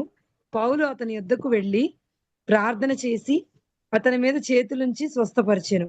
ఇది చూచి ఆ ద్వీపములో ఉన్న కడమ రోగులు కూడా వచ్చి స్వస్థత పొందిరి. మరియు వారు అనేక సత్కారములతో మమ్మను మర్యాద చేసి మేము ఓడ ఎక్కి వెళ్ళినప్పుడు మాకు కావాల్సిన వస్తువులు తెచ్చి ఓడలో ఉంచిరి. రైట్, ఓకే, గమనించండి. మనం చదువుకున్న మొదటి భాగంలో మొదటి 6 వచనాల్లో చూడండి, ఆ పౌలు మీద కానీ అక్కడ ఉన్నటువంటి ఆయనతో కలిసి ప్రయాణం చేసి వచ్చినటువంటి 276 మంది మీద కూడా అక్కడ ఉన్నటువంటి ద్వీపవాసులు వారిని చేర్చుకొని వారికి ఎంతో గొప్ప ఉపచారము చేశారు, వారికి అవసరమైంది ఇచ్చారు. ఇక తర్వాత రెండవదిగా మనం చూసేది దేవుడు ఏ రీతిగా వీరికి సహాయం చేస్తున్నాడు అంటే, ఆ ద్వీపానికి ఒక ముఖ్యమైన వ్యక్తి ఉన్నాడు. సో ఆ మిలితే అనే ప్రాంతం ఆ రోజుల్లో ఈ యొక్క రోమా సామ్రాజ్యం కిందకి చేరినటువంటి ఒక ద్వీపం. సో అక్కడ ఒక రోమీడు అయినటువంటి ఆ యొక్క పొప్లి అనే వ్యక్తి ఆ ద్వీపానికి ఐలాండ్కి చీఫ్, అంటే చాలా ముఖ్యమైనటువంటి వ్యక్తి. ఓకే, మరి ఆ ఒక ధనవంతుడే. అయితే మరి అతను కూడా, అంటే అతనేమి క్రైస్తవుడేమి కాదు, రోమీడు, అతడు ఒక అన్యుడు అయినప్పుడు కూడా చూసారు దేవుడు ఏ రీతిగా ఇక్కడ వీరికి సహాయం చేస్తున్నట్టు. దేవుడు అతను ఉపయోగించుకొని అతను ఏం చేశాడు, వీరిని చేర్చుకునే 3 దినములు స్నేహభావంతో ఆతిథ్యం వీరికి ఇచ్చినట్టుగా మనం చూస్తున్నాం. తర్వాత ఎప్పుడైతే అది జరిగిందో మరి అదే సమయమందు ఈ యొక్క పొప్లి అనే అతని తండ్రి మరి ఆయన అనారోగ్యం చేత బాధపడుతూ పండుకొని ఉన్నాడని చూసాము. అప్పుడు పౌలు ఏం చేశాడు, తన యుద్ధకు వెళ్ళి ప్రార్థన చేసి అతని మీద చేతులు ఉంచినప్పుడు దేవుడు అతనికి స్వస్థత అనుగ్రహించాడు. ఇంకా అది చూసి ఏం జరిగిందండి, ఇంకా మొత్తం అందరూ కూడా ఆ ద్వీపంలో ఉన్న అందరూ కూడా వచ్చేసారు, రోగులందరూ వచ్చారు. మరి వారు కూడా ప్రార్థన చేయమని పౌలుని అడిగారు. పౌలు కూడా వారందరి కొరకు, వారి స్వస్థత కొరకు ప్రార్థన చేశారు. వారు అనులైనప్పుడు కూడా మరి దేవుడు వారి మధ్యలో కొన్ని అద్భుతాలు చేయడము జరిగింది. ఇది చాలా అన్ఎక్స్పెక్టెడ్ వేలో, అనుకోని రీతిలో దేవుడు పౌలు ద్వారా అక్కడ పరిచయం జరిగిస్తున్నారు కదండి. వాస్తవం చెప్పాలంటే వీరి యొక్క ప్లాన్లో అది లేదు. ఓకేనా, అంటే ఆ మిలితే అనేటటువంటి ఒక ద్వీపానికి వెళ్ళే ప్లాను పౌలుకు లేదు. ఓకే, అలాగ వారు ఆ ఒడ్డుకి అక్కడికి వచ్చారు కాబట్టి మరి ఎక్కడికి వచ్చారో వారు తెలియదు. అయితే దేవుడు అక్కడ కొంతమందిని వీరి పక్షంగా ఉంచారు కాబట్టి వారి ద్వారా వీరు సహాయాన్ని పొందుకున్నారు. అంత మాత్రమే కాదు, ఇప్పుడు దేవుడు వీరిని పౌలును ఉపయోగించుకొని ఆ ప్రాంత ప్రజలకు, ఆ ద్వీపవాసులకు, ఆ ద్వీపాన్ని పరిపాలిస్తున్నటువంటి ఆ పొప్లి అనే ముఖ్యమైన అధికారి కూడా ఏ రీతిగా దేవుని యొక్క స్వస్థత, దేవుని కార్యాలు పొందుకోవడము, అలాగే దేవుని సువార్త వినడం పౌలు ద్వారా. దేవుడు అతన్ని ఎన్నుకున్నందుకు మరి అతన్ని ఎన్నుకున్న ఉద్దేశంలో మరి అన్ని జనులకు సైతం సువార్త వెళ్ళాలి అనే ఉద్దేశం కదండి. మనం ముందే చూసాం. 9వ అధ్యాయం చదువుతున్నప్పుడు దేవుడు చెప్పాడు, ఇదిగో నేను నిన్ను ఇశ్రాయేలుల మధ్య వాడుకోబోతున్నాను, అన్యజనుల మధ్య సైతం వాడుకోబోతున్నాను, అలాగే రాజుల మధ్య కూడా మరి నీ ద్వారా సువార్త ప్రకటించడానికి ఒక సాక్షిగా నేను ఉపయోగించుకుంటా దేవుడు చెప్పాడు కదండి. అలాగా ఇప్పుడు ఈ ప్రాంతం, ఈ యొక్క ద్వీపం మిలితే అనేటువంటి ద్వీపము మరి ఈ రోమా సామ్రాజ్యానికి సంబంధించింది. అక్కడ అందరూ కూడా అన్యులే ఉంటారు, వారు క్రైస్తవులు కాదు, యూదులు కాదు. అయితే పౌలు ద్వారా ఇప్పుడు ఆ ద్వీపవాసులకు సువార్త వెళ్తుంది. ఆ ద్వీపవాసు దేవుడు ఎందుకు వారిని స్వస్థత లేక ఆ పొప్పులి తండ్రి ఎందుకు స్వస్థపరిచాడంటే వారందరూ తెలుసుకోవాలి నిజమైన దేవుడు ఎవరు, లేక యేసుక్రీస్తు ప్రభు యొక్క శక్తి ఏంటో. ఆ యొక్క స్వస్థత ప్రార్థన చేసినప్పుడు ఆ స్వస్థతని వారు పొందుకున్నప్పుడు అప్పుడు వారందరికీ అర్థమైంది. అందుకే వారందరూ వచ్చి వారు కూడా వారు ప్రార్థన చేయమని వారు అడిగారు పౌలుని. పౌలు వారందరి కోసం ప్రార్థన చేశారు. తర్వాత అక్కడ మనం చూస్తున్నట్టుగా మరి వారు అనేక సత్కార్యములతో మమ్మల్ని మర్యాద చేసి మేము ఓడ ఎక్కి వెళ్ళినప్పుడు మాకు కావలసిన వస్తువులు తెచ్చి ఓడలో ఉంచారు. వాస్తవంగా ఆ పౌలు గారు అక్కడ 3 నెలలు ఉండడం జరుగుతుంది. సో కాబట్టి ఆ 3 నెలల్లో కూడా మరి దేవుడు అటువంటి గొప్ప గొప్ప అద్భుతాలు దేవుడు చేయడము జరిగింది. సో కాబట్టి చూడండి, వాస్తవంగా మనం చూస్తే ఆ పరిస్థితి ఎలా ఉంది, చాలా కష్టమైనటువంటి పరిస్థితి. పౌలు మిగతా వారందరూ కూడా అక్కడ స్టక్ అయిపోయి ఉన్నారు ఆ యొక్క ద్వీపంలో. అది ఒక కష్టతరమైనటువంటి పరిస్థితి. ఓకే, ఆ కష్టతరమైనటువంటి పరిస్థితుల మధ్యలోనే దేవుడు పౌలు కొరకు ద్వారాలను దేవుడు తెరిచాడు. ఓకే, అక్కడ స్పిరిచువల్ లెసన్ అని చూస్తున్నారుగా, difficult circumstances often open doors. దేవుడు ఏం చేస్తాడంటే మన కొరకు కఠినమైనటువంటి ఇవి చాలా కష్టతరమైన పరిస్థితులు, ఈ పరిస్థితుల్లో మనం ఇంకా ముందుకు వెళ్ళలేము, ఇంకా మనకు ఎటువంటి నిరీక్షణ లేదు అని కొన్నిసార్లు మనం అనుకుంటాం. అయితే దేవుడు ఏం చేస్తాడండి, అటువంటి పరిస్థితులను మనకు అనుమతించి ఆ పరిస్థితుల మధ్యలోనే దేవుడు మన కొరకైనటువంటి నూతన ద్వారములను దేవుడు తెరుస్తాడు. So God can open the doors for us. ఓకేనండి, అటువంటి డిఫికల్ట్ సర్కమ్స్టాన్సెస్ మధ్యలో కూడా అది దేవునికి సాధ్యం. కాబట్టి మనం ఏం చేయాలి అంటే ప్రాక్టికల్గా అటువంటి పరిస్థితుల మధ్యలో కూడా మనము ఎలాగా మరి దేవుణ్ణి సేవించగలం, లేక మనం ఎలాగా ఈ పరిస్థితిలో ఎలాగ స్పందించాలి అని మరి మనం దేవుణ్ణి అడిగినట్లయితే దేవుడు మన కొరకే అనేక ద్వారాలు దేవుడు తెరుస్తాడు. సో కాబట్టి అటువంటి కష్టతరమైన పరిస్థితుల మధ్యలో కూడా ఆ యొక్క మిలితే అనే ద్వీపంలో ఆ ద్వీపవాసులకు, అలాగే ఆ ద్వీపాన్ని పరిపాలిస్తున్నటువంటి ఆ యొక్క ముఖ్యుడు ప్రధానుడైనటువంటి వారికి కూడా మరి పౌలు ద్వారా దేవుడు ఆనాడు సువార్త ప్రకటించడము, వారి కొరకు ప్రార్థనలు చేయడము, అలాగే వారు స్వస్థత కూడా పొందుకోవడం, అంటే దేవుని శక్తిని వారు అక్కడ చూడడము జరిగింది. సో దేవుడు మరి మనకు అనుకోనటువంటి పరిస్థితుల మధ్యలో కూడా దేవుడు మనల్ని ఉపయోగించుకొని ఎలాగ దేవుడు కార్యం చేయగలడో ఇది ఒక మంచి ఉదాహరణ అని మనం చెప్పొచ్చు. Right, okay. నెక్స్ట్ 11 నుండి 15 వరకు చదవండి. From 11 to 15. 3 నెలలైన తరువాత ఆ ద్వీపమును శీతాకాలం అంతయు గడిపిన అశ్విని చిహ్నము గల అలస్క్రింద్రియం పట్టణపు ఓడ ఎక్కి బయలుదేరి సురకూసైకి వచ్చి అక్కడ 3 దినములు ఉంటుంది. అక్కడ నుండి చుట్టూ తిరిగి రేగియుకు వచ్చి 1 దినమైన తరువాత దక్షిణపు గాలి విసురుట వలన మరునాడు పోతియోలికి వచ్చి అక్కడ సహోదరులను మేము చూచినప్పుడు వారు తమ యొక్క 7 దినములు ఉండవలనని మమ్మల్ని వేడుకొనిరి. ఆ మీదట రోమాకు వచ్చితిమి. అక్కడి నుండి సహోదరులు మా సంగతి విని అప్పియ సంతపేట వరకును త్రిశత్రముల వరకును మమ్మల్ని ఎదుర్కొన్నట్టుకు వచ్చిరి. పౌలు వారిని చూచి దేవునికి కృతజ్ఞతాస్తుతులు చెల్లించి ధైర్యం తెచ్చుకునేను. Right, okay. Serving God through fellowship అనే టైటిల్ మీరు ఇక్కడ చూస్తున్నారు. సో పౌలు గారు అక్కడ 3 నెలలు ఆ మిలితే అనే ద్వీపం ముందు గడిపిన తర్వాత ఇక తన ప్రయాణాన్ని కొనసాగిస్తున్నారు. రైట్, సో వాస్తవంగా తను ఎక్కడికి వెళ్ళాలని, ఏ ఊరికి వెళ్ళాలని ఉద్దేశంతో ప్రయాణం అయ్యారు చెప్పండి. రోమ్. ఎస్, ఆయన డెస్టినేషన్ ఏంటి? రోమ్. ఎందుకంటే ప్రభు ముందే ఆయనకి చెప్పారు దర్శనంలో ఏమని, నీవు ఎలాగైతే ఇక్కడ యెరూషలేములో నా కొరకే సాక్షిగా నీవు జీవించావో, సాక్ష్యం ఇచ్చావో, అలాగ నీవు రోములో కూడా ధైర్యంగా నీవు ఆ రోమా చక్రవర్తి ఎదుట కూడా సాక్ష్యం ఇవ్వవలసి ఉన్నది అని దేవుడు చెప్పాడు కదండి. 23వ అధ్యాయంలోనే మనం దాన్ని చూసాం. ఓకే, 23వ అధ్యాయంలో 11వ వచనంలో ప్రభు ముందే ఆ విషయాన్ని చెప్పారు. సో అలాగ ప్రభు చెప్పినట్టుగానే మరి ఇవన్నీ కూడా జరుగుతూ ఉన్నాయి. ఓకే, సో కాబట్టి వాస్తవంగా మనం అనుకోవచ్చు, ఏంటి నా జీవితంలో ఇలా జరుగుతుంది, బహుశా ఆయన మెలితేకి వచ్చినప్పుడు అలాగా బాధపడి ఉండొచ్చు, ఎందుకు నేను అంటే మేము వెళ్ళాల్సింది వేరే చోటుకి ఎక్కడికి వచ్చామేంటి అన్నట్టుగా. ఓకే, అయితే it's all in the plan of God. Okay, so కాబట్టి మరి ఒక విధంగా ఆ రోజున ఓడ బ్రద్దలవ్వకుండా ఉన్నట్లయితే వారు ఈ మిలితే అనే ద్వీపానికి వచ్చి ఉండేవారు కాదు. వారు అక్కడికి వచ్చి ఉండకపోతే ఆ ద్వీప ప్రజలు యేసుక్రీస్తుకు సువార్త విని ఉండేవారు కాదు.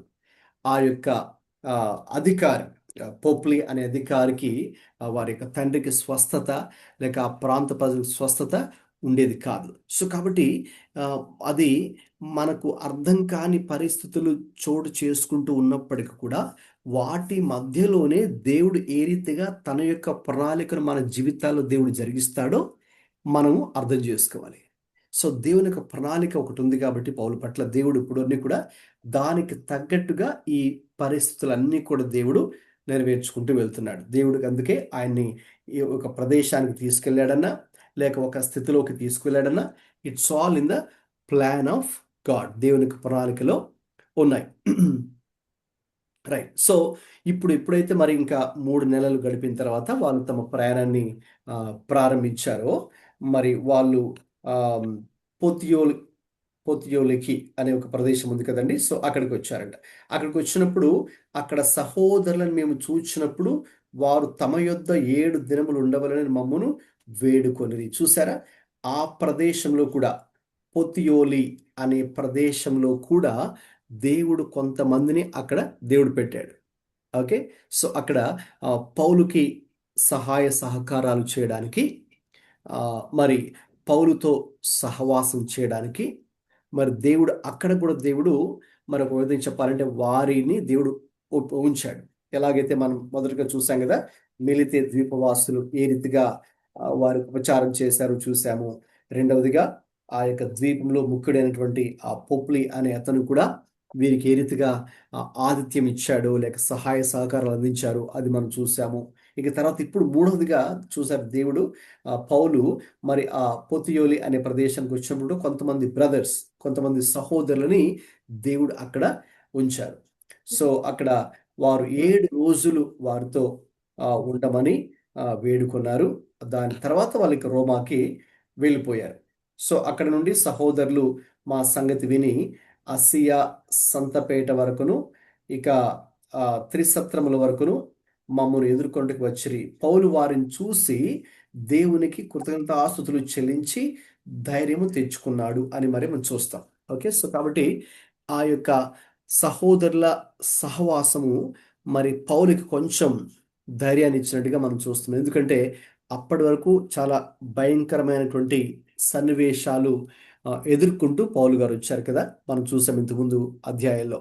సో ఇప్పుడు ఒక్కసారిగా వారందరూ కూడా ఆయనకి సపోర్ట్గా నిలబడి ఓకేనా మరి మీకోసం మేము ప్రార్థన చేస్తూ ఉన్నాము అని దేవుడు వారికి ప్రేరేపించినటువంటి మాటలు ఓకేనండి, ఏవైతే ప్రోత్సాహకరమైనటువంటి మాటలు ఎంకరేజింగ్ వర్డ్స్ ఓకే వారు పంచుకున్నారో మరి అప్పుడు పౌలు కూడా ఆయన ఎంకరేజ్ అయ్యారు. పౌలు కూడా చాలా ఎంకరేజ్ అయ్యారు మనం చూస్తున్నాం. రైట్. సో కాబట్టి అది సో దేవుడు కొన్నిసార్లు మనలను బలపరచడానికి మనలను ప్రోత్సహించడానికి దేవుడు అనేక మందిని దేవుడు ఉపయోగించుకుంటారు. ఓకే, సో వారు ఎవరైనా కావచ్చు. So God can use anybody to encourage us, to support us అనే విషయం ఇక్కడ మరి మనకు అర్థమవుతూ ఉంది. So it also tells that దీని ద్వారా ఇంకొక విషయం మనం నేర్చుకున్నాం ఏంటి, ఎలాగ ఒకరినొకరు మరి మనం బలపరచుకోవాల్సిన అవసరత ఎంతో ఉన్నది. కాబట్టి మనం ఒక్కరిగా దేవుని ఎదలేం కాబట్టి we all need each other. Okay, we all need fellowship with one another. ఒకరితో ఒకరు మనకి యొక్క ఫెలోషిప్ మరి మనకు ఉండాలి. బైబిల్లో కూడా చాలా సందర్భాల్లో మీరు ఒకరి భారాలు ఒకరు భరించండి, ఒకరికొకరు ప్రార్థన చేయాలి, లేక ఒకరినొకరు క్షమించుడి, ఓకేనా, ఒకరినొకరు పురికొల్పుకొనుడి అని చాలా మాటలు మనకు వన్ అనదర్ అనే మాటలు మనకు బైబిల్లో చాలా మాటలు ఉన్నాయి. సో వీటి ద్వారా అంటే ఈ సహవాసంలో like one can grow in the lord, ప్రభువులో వారు ఎదగడానికి, ఆత్మీయంగా బలపడడానికి ఒకరి యొక్క సహాయ సహకారాలు మరి మనకు అవసరమే. So that is we need to serve one another in the body of Christ. Okay, సంఘములో క్రీస్తు యొక్క దేహంలో మనందరూ భాగమై ఉన్నాం కాబట్టి మరి మనందరూ కూడా అనేక అవయవాలుగా ఉన్నామని దేవుని యొక్క వాక్యం తెలియజేస్తుంది. సో కాబట్టి we all need to encourage one another, pray for one another, okay, support one another. So ఇప్పుడు వారు వాస్తవం చెప్పాలంటే పౌలుని అలాగా ఎంకరేజ్ చేయడానికి మాత్రమే ఆ ప్రదేశానికి వచ్చినట్టుగా మరి మనం చూస్తూ ఉన్నాం. ఇంకా పౌలు కూడా వారిని చూస్తున్నప్పుడు దేవునికి ఆయన కూడా వందనాలు చెల్లించి ఆయన కూడా కొంచెం ధైర్యం తెచ్చుకున్నట్టుగా మనం ఇక్కడ చదువుతున్నాం 15వ వచనంలో. Okay, right. ఇక నెక్స్ట్ 16వ వచనం నుండి 29 దాకా చదవండి. 16వ వచనం నుండి 29 దాకా ఎవరైనా ఒకరు చదవండి. మేము రోమాకు వచ్చినప్పుడు పౌలు తనకు కావలి ఉన్న సైనికులతో కూడా ప్రత్యేకముగా ఉండుటకు సెలవు పొందెను. 3 దినములైన తర్వాత అతడు యూదులలో ముఖ్యులైన వారిని తన యొద్దకు పిలిపించెను. వారు కూడి వచ్చినప్పుడు అతడు, సహోదరులారా, నేను మన ప్రజలకైనను పితరుల ఆచారములకైనను ప్రతికూలమైనది ఏదియూ చేయకపోయినను యెరూషలేములో నుండి రోమీయుల చేతికి నేను ఖైదీగా అప్పగించబడి తిని, వీరు నన్ను విమర్శ చేసి నా యందు మరణమునకు తగిన హేతు ఏదియూ లేనందున నన్ను విడుదల చేయగోరిరి గాని యూదులు అడ్డము చెప్పినందున నేను కైసరు ఎదుట చెప్పుకొందునవలసి వచ్చెను. అయినను ఇందువలన నా స్వజనం మీద నేరమేమియూ మోపవలనని నా అభిప్రాయం కాదు. ఈ హేతువు చేతనే మిమ్మును చూచి మాట్లాడవలనని పిలిపించి తిని, ఇశ్రాయేలు యొక్క నిరీక్షణ కోసము ఈ గొలుసుతో కట్టబడి ఉన్నానని వారితో చెప్పెను.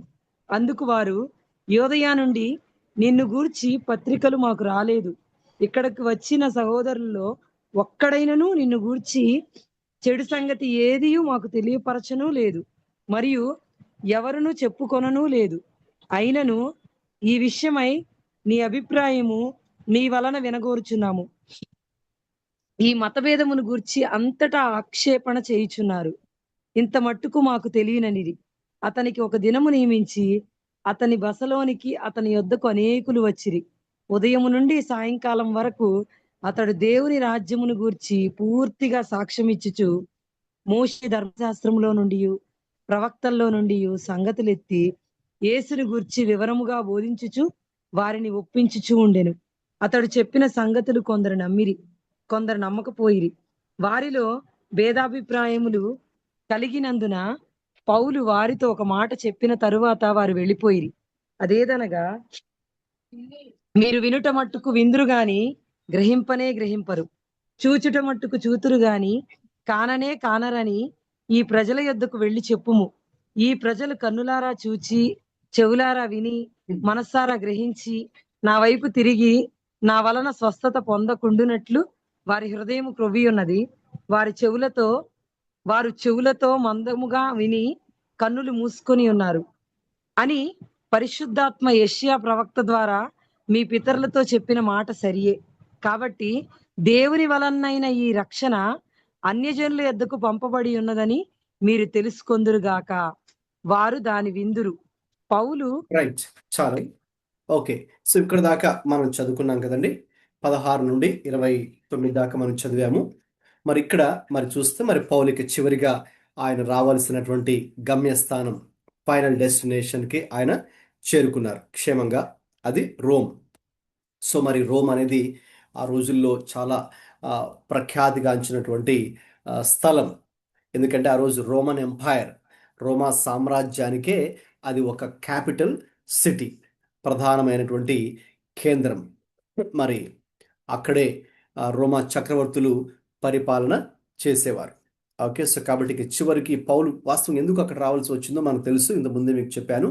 ఆయన్ని యెరూషలేములో అరెస్ట్ చేసి పట్టుకొని కొట్టి ఆయన్ని చెరసాల్లో వేసిన తర్వాత ఇంకా ఆయనకి ప్రాణహాని జరిగే సమయమందు మరి ఆయన నేను రోమా పౌరసత్వాన్ని కలిగిన పౌరుణ్ణి అని చెప్పుకున్నప్పుడు ఇక వెంటనే ఆ రోమా సైనికులు మరి అతనికి కాపలాగా ఉండి మరి అతను ఏం చేశారంటే ఎందుకంటే ఆ రోజుల్లో రోమా పౌరసత్వానికి వెళ్ళిన వ్యక్తులను మరి ఎలా పడితే అలా వాళ్ళని కొట్టడము లేక చంపడము ఉండదు. ఒకవేళ వారు ఏదైనా నేరం చేసిన వ్యక్తులైనప్పుడు కూడా న్యాయ విచారణ చేసి అధికారులు న్యాయ విచారణ చేసిన తర్వాత మరి అక్కడ ఏదైనా వారు శిక్ష విధిస్తే అలాగ వారికి శిక్ష పడుతుంది. కానీ వాస్తవంగా జనరల్ పబ్లిక్ బయట ఉన్నవారు లేక అతనంటే పడని వాళ్ళు ఎలా పడితే అలాగ వాళ్ళని ట్రీట్ చేయడానికి వీల్లేదు. సో కాబట్టి అందుకే ఇంతకుముందే మనం చూసాం ఫెలిక్స్ అనేటువంటి ఒక రోమా గవర్నర్ ఎదుట కూడా ఆయన నిలబడి సాక్ష్యం చెప్పాడు. యూదులందరూ కలిసి లేక సన్నిహితుని పెద్దలందరూ కలిసి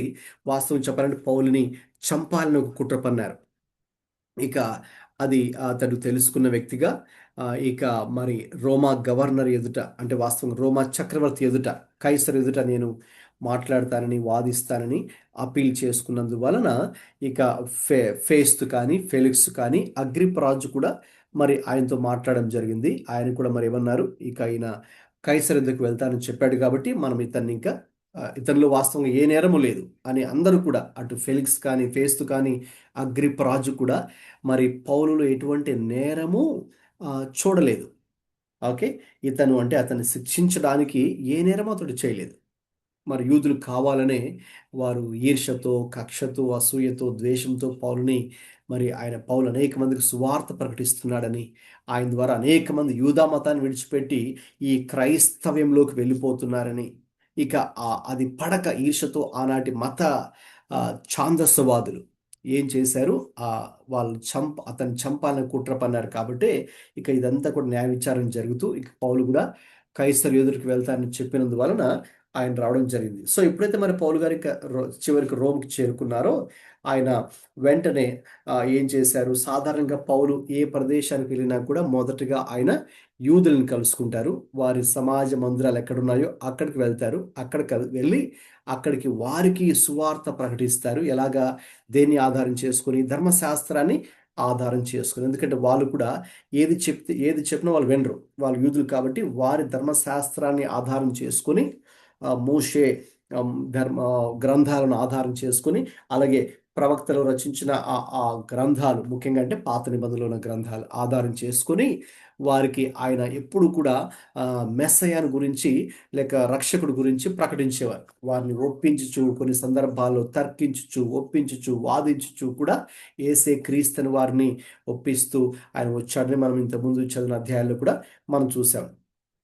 చివరికి ఆయన వెళ్ళవలసిన గమ్యస్థానం రోమ్, అక్కడికి వెళ్ళారు. అక్కడికి వెళ్ళిన తర్వాత కూడా ఆయన ఏం చేశారు, యూదులను కలుసుకున్నారు. ఆ వీడియోలో కూడా మనం చూసాం. యూదులను కలుసుకుని కూడా మరి ఆయన చెప్తున్నారు, ఇదిగో చూడండి, నేను మన పితరుల ఆచారాలకు వ్యతిరేకంగా కానీ లేకపోతే దేవాలయాలకు వ్యతిరేకంగా కానీ మరి నేనేమి కూడా చేయలేదు. ఇంకా నన్ను విచారించినటువంటి వారు కూడా మరి మరణానికి తగిన హేతు కూడా ఏది లేదని కూడా అందరు కూడా చెప్పారు. ఓకే అని చెప్తూ ఇక ఆయన కూడా అన్నారు, నేను ఎందుకు మరి ఈ సంఖ్యలు నాకు విధించబడ్డాయంటే ఇశ్రాయేలు యొక్క నిరీక్షణ కోసము ఈ గొలుసుతో కట్టబడి ఉన్నాను. కాబట్టి ఇశ్రాయేలు యొక్క నిరీక్షణ ఎవరిలో ఉన్నది, మెస్సయాలో ఉన్నది, రక్షకుడిలో ఉన్నది. కాబట్టి నేను ఆ రక్షకుడు గురించి, మెస్సయ ఎవరో, నిజమైన దేవుడు ఎవరో, లేక ధర్మశాస్త్రం అంతా కూడా ఎవరి గురించి ప్రవచిస్తూ ఉందో ఆ వ్యక్తి ఆయన ప్రభు అయినటువంటి యేసుక్రీస్తు గురించి నేను ప్రకటించాను. కాబట్టి ఆ ఒక్క కారణం కోసం నాకెప్పుడు సంఖ్యలు వేశారు. I am in chains now అని అక్కడ ఉన్నటువంటి యూదులందరూ కూడా ఆయన చెప్పడం జరిగింది. సో వాళ్ళు కూడా చెప్పారు, మేము మీ గురించి ఏ చెడు విషయాలు కూడా ఏమీ కూడా మేము వినలేదండి. అయితే ఈ మధ్య ఇలాంటి విభేదాలన్నీ కూడా పుట్టుకొని వస్తున్నాయని అని వాళ్ళు అక్కడ ఉన్న వాళ్ళకి చెప్పడము జరిగింది. అయితే ఆ రోమ్కి ఎప్పుడైతే పౌలు వెళ్ళారో మరి అక్కడ ఉన్న యూదుల్ని కలుసుకొని ఆయన వారికి విషయాల గురించి చెప్పడం జరిగింది. అయితే పౌలు మరి ఇంకా ఆ రోమా చక్రవర్తిని కలిసే సమయం ఇంకా రాలేదు కాబట్టి మరి అతను ఏం చేశారంటే ఒక గృహంలో నిర్బంధించారు, హౌస్ అరెస్ట్ చేశారు. అలాగా ఆయన హౌస్ అరెస్ట్లో 2 సంవత్సరాలు ఇంకా అక్కడే ఉన్నది. ఎందుకంటే ఆయనకి ఇంకా అవకాశం రాలేదు రోమా చక్రవర్తిని కలిసి తన యొక్క వాదన వినిపించడానికి ఇంకా అవకాశం రాలేదు కాబట్టి మరి అక్కడ ఆ రోమా సైనికులు ఏం చేసేవారు, ఇతన్ని కాపలా కాస్తూ ఉండేవారు. ఓకే, 24 గంటలు కూడా ఆయన దగ్గరే రోమా సైనికులు ఇతను ఎక్కడ పారిపోకుండా ఓకే వారు కాపలా కాస్తూ ఉండేవారు. అయితే వారు ఏం చేస్తారంటేనండి, ఇతనికి కొంచెం స్వేచ్ఛనిచ్చారు, ఫ్రీడమ్నిచ్చారు. అదే మనం ఇక్కడ చూస్తున్నాం. అంటే ఇక్కడ చివరికి దేవుడు ఎవరు ఉపయోగించుకుంటున్నాడండి అంటే, దేవుడు తన బిడ్డల పక్షంగా లేక తన సేవకుల పక్షంగా ఉండడానికి రోమా సైనికులను సైతం దేవుడు ఇక్కడ ఉపయోగించుకుంటున్నారు. చాలా వాస్తవం చెప్పాలంటే Romans they were known for their cruelty. అంటే రోమా వాళ్ళు ముఖ్యంగా ఈ పరిపాలన చేసేటువంటి సైనికులు కానీ అధికారులు కానీ చాలా క్రూరులుగా ఉంటారు, చాలా క్రూరంగా ప్రవర్తించేవారు. అయితే మీరు చూసారా, అక్కడ మా ఓడ బ్రద్దలై అందరూ పారిపోతారేమనే ఉద్దేశంతో అక్కడ ఉన్న సైనికుడు మిగతా ఖైదీలను చంపాలనుకున్నాడు, కానీ పౌలు మాత్రం చంపదలుచుకోలేదు. అక్కడ కూడా దేవుడు పౌలు మీద కనికరాన్ని చూపించినట్టుగా దేవుడు చేశాడు. ఇక్కడ కూడా రోమా సైనికులు ఎవరైతే అతని కాపలాగా ఉన్నారో వాళ్ళు కూడా పౌలు మీద మరీ స్ట్రిక్ట్గా అక్కడ పౌలుని చూడకుండా లేక పౌలుని కొట్టడము లేక హింసించడము లేకపోతే అన్నెసెసరీ రెస్ట్రిక్షన్స్ అతనికి పెట్టి ఎక్కడ బయటకు వెళ్ళడానికి ఫ్రీడమ్ ఇవ్వకుండా, ఎవరైనా ఆయన కలవడానికి వచ్చినప్పుడు వాళ్ళని వెళ్ళిపోండి ఇక్కడ నుంచి అని అట్లా మాట్లాడుకోకుండా మరి ఆయనకి చాలా స్వేచ్ఛను ఆ 2 సంవత్సరాలు కూడా అక్కడ వారికి ఇవ్వడము మనం చూస్తున్నాం. సో అందుకే ఆయన ఏం చేశారు మనం చూస్తున్నట్టయితే ఇక్కడ ఆయన దేవుని రాజ్యం గురించి మనం చూస్తాం కదండి. 25లో మనం ఆ విషయాన్ని చూస్తాం. 23:3లో ఏం చేశారు, ఉదయం మొదలుకొని సాయంకాలం వరకు కూడా ఓకేనండి, ఆయన ఏ గృహంలో అయితే అతను నిర్బంధించారో ఉదయం నుంచి సాయంకాలం వరకు అతను ఏం చేస్తూ వచ్చాడు చెప్పండి ఎవరైనా. 23లో ఏం చేస్తూ వచ్చారు ఆయన ఉదయం సాయంకాలం మొదలుకొని గృహంలో? దేవుని రాజ్యమును గూర్చి పూర్తిగా సాక్ష్యం ఇచ్చుచు మోషే ధర్మశాస్త్రంలో నుండి ప్రవక్తలలో నుండి సంగతులు ఎత్తి యేసును గూర్చి వివరముగా బోధించుచు వారిని ఒప్పించుచు ఉండెను. అదండి. సో కాబట్టి ఆయన ఆ 2 సంవత్సరాలు రోమ్లో ఉన్నప్పుడు ఆయనకి రెస్ట్రిక్షన్స్, లిమిటేషన్స్ అయితే ఉన్నాయి. అందుకే మీరు అక్కడ టైటిల్ చూస్తున్నారుగా. ఒకసారి ఎవరైనా హెడ్డింగ్ చదవండి, ఇక్కడ ఉన్న heading. Serving God despite limitations. Right. ఇప్పుడు పౌలుకి ఎటువంటి లిమిటేషన్స్ ఉన్నాయమ్మా? ఓన్లీ ఇంట్లోనే ఉండాలి అండ్ ఆయనకు సైనికుడు ఎప్పుడు చూస్తూ వాచ్ చేస్తూ ఉంటారు. రైట్. సో ఆయన బంధకాల్లో ఉన్నాడు కదండి, ఒక ఖైదీగా ఇంకా పరిగణించబడుతూనే ఉన్నాడు. సో కాబట్టి ఆయనకి స్వేచ్ఛ మామూలుగా అయితే లేదు. ఓకే. సో కాబట్టి ఆయన కొన్ని లిమిటేషన్, బయటకు వెళ్ళి ఆయన ఎవరికైనా సువార్త చెప్పడానికి ఒక విధంగా అవకాశం లేదు. సో కాబట్టి గృహ నిర్బంధంలో, హౌస్ అరెస్ట్లో ఉన్నారు. ఓకే. సో కాబట్టి అయితే హౌస్ అరెస్ట్లో ఉన్నప్పటికి కూడా ఎవరైతే మరి ఆయన్ని దర్శించడానికి వచ్చేవారో వారందరికీ కూడా ఆయన చాలా స్పష్టంగా దేవుని రాజ్యాన్ని గురించినటువంటి విషయాలు, దేవుని గురించిన విషయాలు, యేసుక్రీస్తుని గురించిన విషయాలు, రక్షణకు సంబంధించిన విషయాలు, మారు మనసుకు సంబంధించిన విషయాలు, ఇంకా ఏవైనా వారికి ఇంకేవైనా ప్రశ్నలు ఉన్నా, వారికి డౌట్స్ ఉన్నా, వారికి అర్థం కాని విషయాలు ఉన్నా, లేక వారికి ప్రార్థన అవసరమైన ఓకేనండి, ఇక అన్ని విధాలుగా ఓకే ఆయన అక్కడ పరిచర్య చేసినట్టుగా మనం చూస్తున్నాం. అంత మాత్రమే కాదు, ఆయన 2 సంవత్సరాలు అక్కడ గృహ నిర్బంధంలో ఉన్నప్పుడు కూడా ఆయన 4 పత్రికలను రాశారండి. చాలా అద్భుతమైన విషయం ఇది. ఆయన ఎఫెసీ పత్రిక, కొలస్సే పత్రిక, ఎఫెసీ పత్రిక, ఫిలిప్పీ పత్రిక, కొలస్సే పత్రిక, ఫిలిమోనుకు రాసిన పత్రిక, 4 పత్రికలు కూడా అక్కడ ఉన్నప్పుడే, గృహ నిర్బంధంలో హౌస్ అరెస్ట్లో ఉన్నప్పటికే, బయటకు వెళ్ళడానికి అడుగు పెట్టడానికి కూడా అవకాశం లేనప్పుడు, అరెస్ట్ చేయబడి లోపల ఉన్నప్పుడు కూడా మరి ఒకటేంటి, ఎవరైతే ఆయన దర్శించడానికి వచ్చారో అందరితో కూడా ఆయన మాట్లాడేవారు, ప్రార్థన చేసేవారు, వారికి ఉన్నటువంటి మరి అనుమానాలు, డౌట్స్ అని కూడా క్లారిఫికేషన్ ఇచ్చేవారు. ఓకే. తర్వాత ఇంకా తనకున్న సమయం ఎలాగా ఆయన గడిపేవారు, వారికి పత్రికలు కూడా రాశారు అని మనం చూస్తాం. ఎందుకంటే ఆయన గతంలో ఆ యొక్క ప్రదేశాలను సందర్శించారు. మనం చూసాం కదండి. పౌలు చెప్పండి, ఒక ప్రశ్న అడుగుతున్నా, ఆయన ఎన్ని సువార్త యాత్రలు చేశారు? How many missionary journeys do we see in the book of Acts? 3. Okay, 3 సువార్త యాత్రలు. We call it missionary journeys.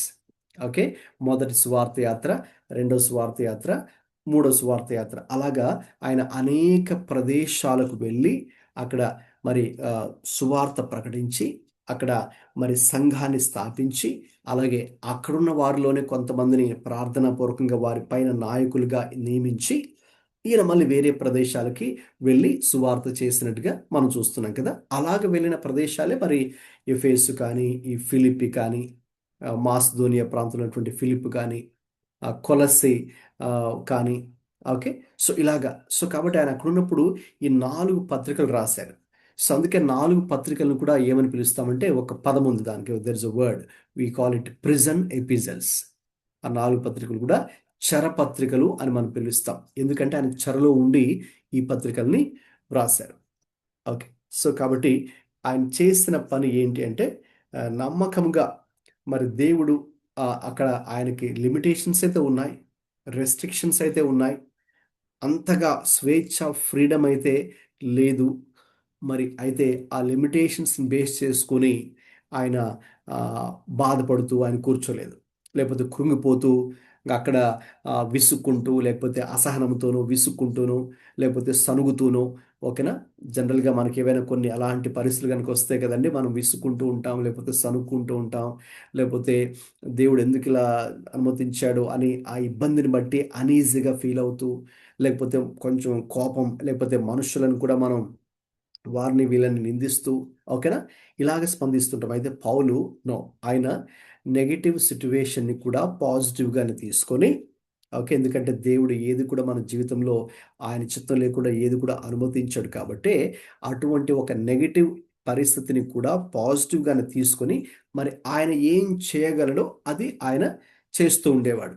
So ఏదో ఆయన విమర్శిస్తూనో, కృంగిపోతూ, బాధపడుతూనో అలాగా ఆయన కూర్చోలేదు మౌనంగా. Okay, so he was able to do all that he could do for the lord and for the Kingdom of God. So దేవుని యొక్క రాజ్యం కొరకు అతడు ఏమి చేయగలడో, దేవుడు అతనికి ఎటువంటి పిలుపునిచ్చాడో, లేక దేవుడు అతనికి ఎటువంటి తలాంతులు ఇచ్చాడో, లేక దేవుడు అతనికి ఎటువంటి నైపుణ్యతలు అది వరకు అనుగ్రహించాడో, లేక దేవుడు ఎటువంటి ద్వారాలు దేవుడు అతని కోసం తెరిచాడో, వాటన్నిటి కూడా సద్వినియోగం చేసుకుంటూ దేవుని యొక్క రాజ్యాన్ని గురించి ఆయన ప్రకటించినట్టుగా మనం చూస్తూ ఉన్నాం.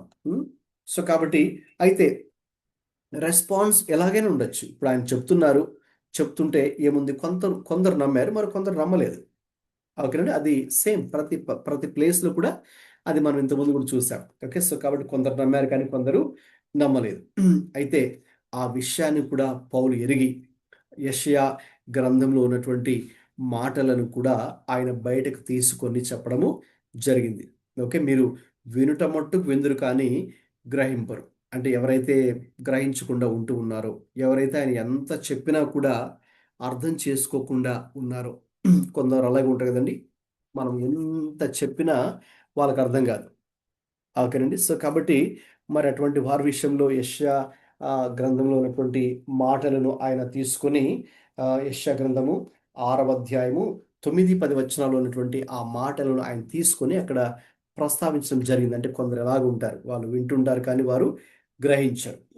సో వినేవారుగా ఉంటారు కానీ దాన్ని పాటించరు, లేక నిర్లక్ష్యంగా ఉంటారు, అశ్రద్ధతో ఉంటారు, దాన్ని పట్టించుకోరు.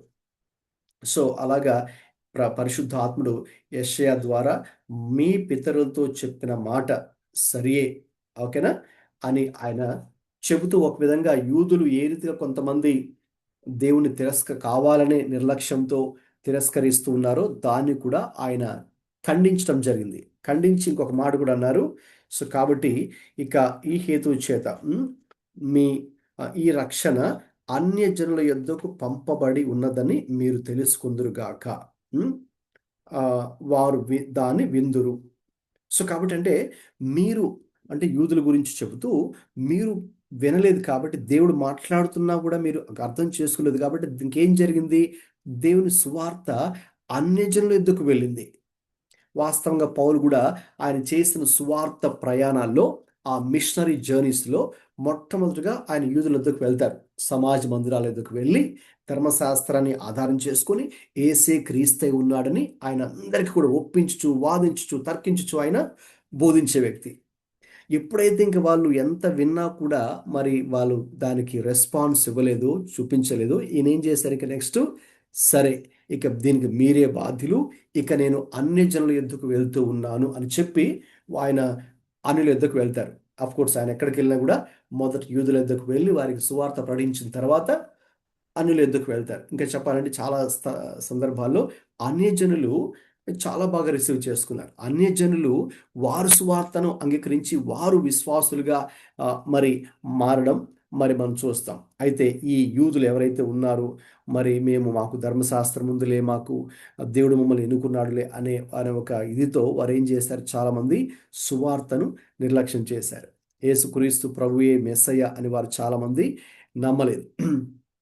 Okay, right. సో ఎనీవే, ఈ పరిమితుల మధ్యలో, లిమిటేషన్స్ మధ్యలో కూడా పౌలు ఏం చేశాడండి, దేవుని కొరకు సాక్షిగా నిలబడ్డాడు. దేవుని యొక్క సువార్తను ఆయన ప్రకటించారు. అంటే వాళ్ళు వినరని తెలిసినా కూడా ఈయన బాధ్యతగా out of burden at the same time, దేవుడు ఇచ్చినటువంటి భారముతో, ఓకేనండి, ఆయన మాత్రం వాళ్ళు ఒక విధంగా విన్నా, అంటే వాళ్ళు దాన్ని రిసీవ్ చేసుకున్నా, రిసీవ్ చేసుకోయినా, యాక్సెప్ట్ చేసినా చేయకపోయినా, ఈయన మాత్రం దేవుని గురించి, దేవుని రాజ్యం గురించి, సువార్త గురించి మరి కంప్లీట్గా, ఓకే, వారికి అందుకే మనం చూస్తాం కదండి ఒక మాట 23 చివరిలో ఏముంది అక్కడ, ఆయన సంగతులన్నీ యేసును గూర్చి వివరముగా బోధించుచు వారిని ఒప్పించుచు వచ్చింది. వివరముగా అన్ని విషయాలు, ఇక ఏది దాచిపెట్టకుండా వారికి అన్ని విషయాలు వివరముగా వారికి బోధించుచు, వారికి టీచ్ చేస్తూ, ఓకేనా, ఆయన వారికి అర్థమయ్యే రీతిలో ఆయన ఉన్నారు. రైట్. సో ఇక్కడ మనం నేర్చుకునే ఒక ప్రాక్టికల్ అప్లికేషన్ ఏంటో కింద ఎవరైనా చదవండి, మైక్ ఆన్ చేసి. ప్రాక్టికల్ అప్లికేషన్ చదవండి. Faithfully share the message even when people reject it. తర్వాత Trust with the result. Okay. So కాబట్టి ప్రజలు వాళ్ళు దాన్ని అంగీకరించినా అంగీకరించకపోయినా, ఓకే, సో మనమైతే నమ్మకముగా ప్రభు యొక్క సువార్తను ప్రకటించాలి, లేక దేవుని యొక్క మాటలను తెలియచేయాలి, లేక వాక్యాన్ని ఇతరులకి తెలియచేయాలి, పంచాలి, చెప్పాలి, ఓకే, లేక దేవుని యొక్క మార్గాలను గురించిన విషయాలు, లేక దేవుని చిత్తానికి సంబంధించిన విషయాలు, ఓకే, సో వారికి మరి మనం తెలియచేయాలి. ఇక ఫలితాలు ఇంకెవరి చేతిలో ఉన్నాయండి? ఫలితాలు మన చేతిలో లేవు. Okay, so it's up to God and their response. కాబట్టి దేవుని చేతిలో ఉన్న ఫలితాలు దేవుడికి అప్పగించడమే. ఇంకా అలాగే అది వారి స్పందనను బట్టి కూడా ఉంది, కాబట్టి అది మన చేతిలో అయితే లేదు. సో కాబట్టి మనమైతే నమ్మకంగా దేవుడి గురించి మరి మనము ప్రకటించవలసి ఉంది. రైట్. ఓకే, మనం ఇంక ముగింపులోకి వస్తున్నామండి. చివరి 2 వచనాలు చదువుతారా? 30, 31. పౌలు 2 సంవత్సరముల పూర్తిగా తన అద్దె ఇంట కాపురం నుండి తన ఎద్దుకు వచ్చిచున్న వారందరినీ సన్మానించి ఏ ఆటంకము లేక పూర్ణ ధైర్యంతో దేవుని రాజ్యం గురించి ప్రకటించుచు ప్రభు అయిన యేసుక్రీస్తుని గురించిన సంగతులు బోధించుచు ఉండేది. రైట్. సో దీంతో మరి మనం అపోస్తల కార్య గ్రంథాన్ని ముగిస్తూ ఉన్నాం. ఓకే, చివరి 2 వచనాలు చదువుకున్నాం. నేను చెప్పినట్టుగా పౌలు ఇంకా ఆయన రావాల్సినటువంటి ఫైనల్ డెస్టినేషన్ రోమ్కి ఆయన చేరుకున్నారు. దేవుని ఉద్దేశం కూడా అదే. ఆయన అనేక ప్రజల ఎదుట, అధికారుల ఎదుట, రాజుల ఎదుట క్రీస్తు కోసం అతడు సాక్ష్యం ఇవ్వాలి అనే ఒక ఉద్దేశంతో దేవుడు అతన్ని ఏం చేశారంటే అలాగ అంచెలంచెలుగా, స్టెప్ బై స్టెప్, ఓకేనండి, ఆయన ఫెలిక్స్ నుంచి, ఫేస్తు నుంచి, ఇక అగ్రిప్ప రాజు మొదలుకొని ఇక చివరికి రోమా చక్రవర్తి ఎదుట కూడా నిలవవలసి ఉన్నది. క్రీస్తుని గురించినటువంటి సువార్త సాక్ష్యము చెప్పవలసి ఉన్నది. కాబట్టే ఇక దేవుడు అతన్ని ఇక్కడ దాకా తీసుకుని వచ్చాడు. మరి రోమ్లో కూడా ఆయన 2 సంవత్సరాలు తన యొక్క అద్దె ఇంట, ఓకే, సో ఆ రోజుల్లో ఎవరైతే ఇంకా ట్రయల్లో ఉన్నారో, అంటే న్యాయ విచారణకి వారు ఎదురు చూస్తున్నారు, వాళ్ళని అలాగా రోమన్ సోల్జర్స్ అలౌ చేసేవారు ఏదైనా ఒక రెంటెడ్ హౌస్లో ఉండడానికి. పౌలు కూడా అలాగే ఉన్నాడు. సో కాబట్టి ఆ 2 సంవత్సరాల్లో మరి రెస్ట్రిక్షన్ అయితే ఉంటుంది. సో వారికి అంత మామూలు సిటిజన్స్ లాగా బయట తిరగడానికి అవకాశం అయితే ఉండదు. ఓకే, బట్ అయితే పౌలు విషయం మాత్రం దేవుడు మొదటి నుంచి కృప చూపిస్తూనే ఉన్నాడు. అది మాత్రం మనకు చాలా స్పష్టంగా అర్థమవుతుంది కదండి. అంటే పౌలు దేవుని దృష్టిలో కృప పొందుకున్నాడు. దేవుని దయ ఉంది, అలాగే మనుషుల దయ కూడా అతని మీద ఉంది. రైట్, మనకు 2 అవసరమే. ప్రభు కూడా, ఆయన కూడా దేవుని దయందును మనుషుల దయందును వర్ధిల్లిచుండెను మనం చదువుతాం కదండి లూకా 2:52లో ప్రభు గురించి. అలాగా పౌలు కూడా దేవుని దయ పొందుకున్న వాడుగా చూస్తాం, అలాగే మనుషుల దయ. అందుకే ఆ ప్రజలందరూ కూడా పౌలు విషయంలో చాలా ప్రత్యేకంగా దృష్టి పెట్టేవారు. ఓకే, పౌల్ని కలవాలని అనుకునేవారు, పౌలు దగ్గర నుంచి వారు వినాలని వారు ఎదురు చూసేవారు. పౌలుకి ఏదో ఒక ప్రత్యేకమైన ఫేవర్ చేయాలని అధికారులు సైతం ఆలోచించేవారు. ఇప్పటిదాకా మనం కూడా చూసాం కదండి, రోమా సైనికులు సైతం ఇప్పుడు కూడా ఆయన రోమ్లో ఉన్నప్పటికి కూడా, రోమా చక్రవర్తి ఉన్నటువంటి ప్లేస్లో ఉన్నప్పటికీ కూడా, ఒక ఖైదుగా ఉన్నప్పటికీ కూడా అక్కడ డ్యూటీ చేసేటటువంటి ఆ ఆన్ డ్యూటీ ఎవరైతే సోల్జర్స్ ఉన్నారో వారిని కూడా దేవుడు ఉపయోగించుకొని ఓకే పౌలుకి ఫేవర్ చేయడానికి, పౌలుకి భద్రత కల్పించడానికి, లేక పౌలు యొక్క అవసరాలన్నీ కూడా తీర్చబడానికి, మరి ఆయనకి ఏ వస్తువులు అయితే అవసరమో అన్నీ కూడా సమకూర్చడానికి దేవుడు అందరినీ ఉపయోగించుకున్నాడు. It's a wonderful thing. Okay, so కాబట్టి మరి ఆ 2 సంవత్సరాలు కూడా ఆయన ఏం చేశారంటే 2 పనులు చేశారు. ఓకే, ఒకటి, ఎవరైతే మరి ఆయన ఉన్నటువంటి అద్దె ఇంట్లోకి రెంటెడ్ హౌస్లోకి రావాలి, ఆయన కలవాలి, ఓకే ఆయనతో కొంతసేపు మాట్లాడాలి అని విజిటర్స్ వచ్చేవారో మరి వారందరినీ కూడా ఈయన చాలా హ్యాపీగా రిసీవ్ చేసుకొని, ఓకే తర్వాత వారందరికీ కూడా మరి ఏ ఆటంకములు ఇబ్బంది లేకుండా మరి చూస్తున్నాం కదా, పూర్ణ ధైర్యంతో దేవుని రాజ్యం గురించి ప్రకటించచ్చు, ప్రభు అయిన యేసుక్రీస్తుని గురించిన సంగతులు వారికి బోధించుచూ ఉండెను. అది ఆయన చేసినటువంటి మొట్టమొదటి పని. ఆ రూములో రెంటెడ్ హౌస్లో ఉన్నప్పుడు ఆ 2 సంవత్సరాలు కూడా ఆయనలాగా ప్రభుని గురించిన సువార్త ప్రకటించారు. ఇక రెండవదిగా నేను చెప్పినట్టుగా మీతో ఆయన పత్రికలను కూడా వ్రాశారు. 4 పత్రికలను రాయడం జరిగింది.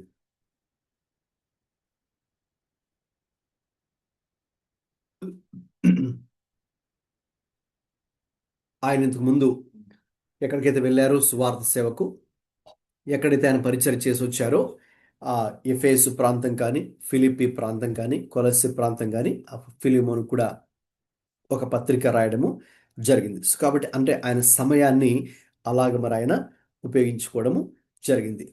సో వాస్తవంగా మరి ఆయన ఇల్లే ఎలాగంటే మందిరంగా మారిపోయిందని చెప్పచ్చు. ఓకే, చెరసాలే మందిరంగా మారిపోయిందని మనం ఇక్కడ చెప్పచ్చు.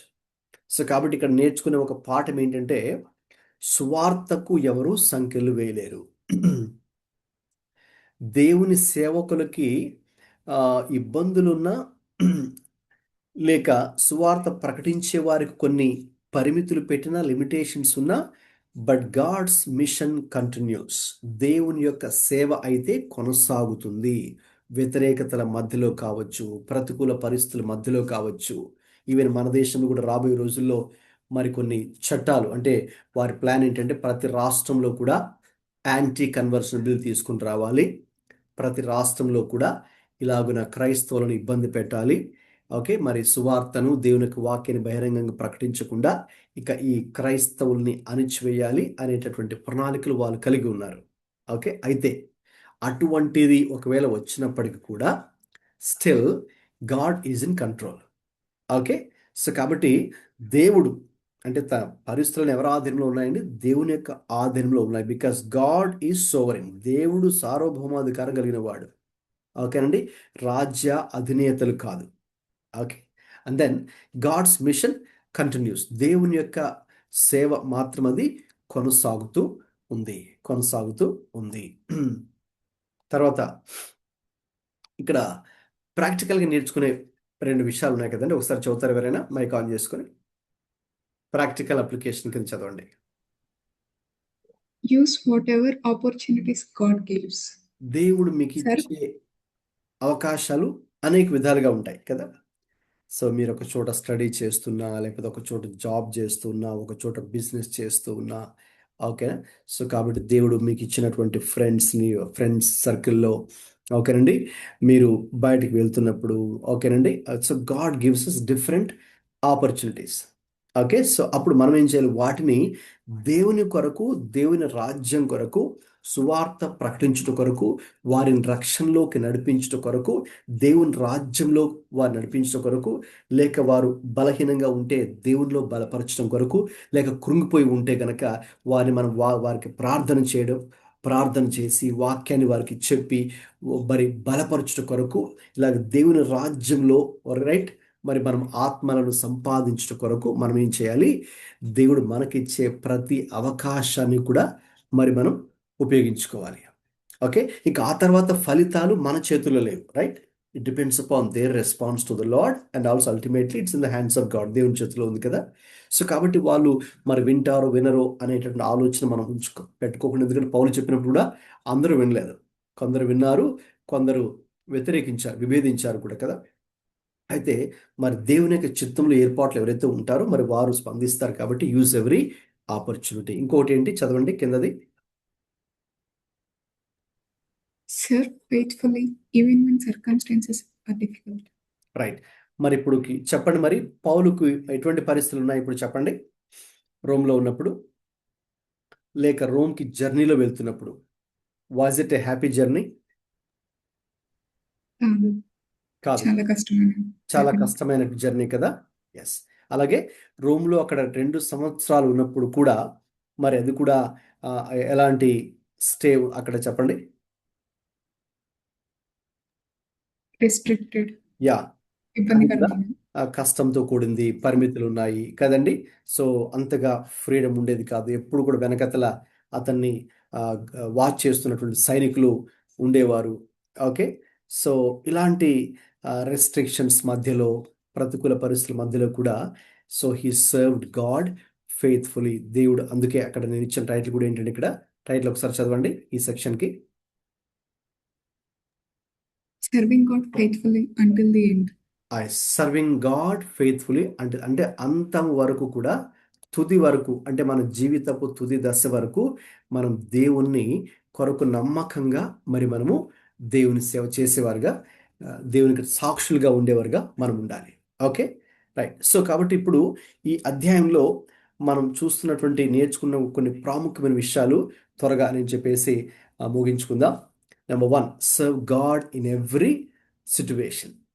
పౌలుని మనం ఆధారం చేసుకొని చూస్తే పౌలు ఏం చేశాడు?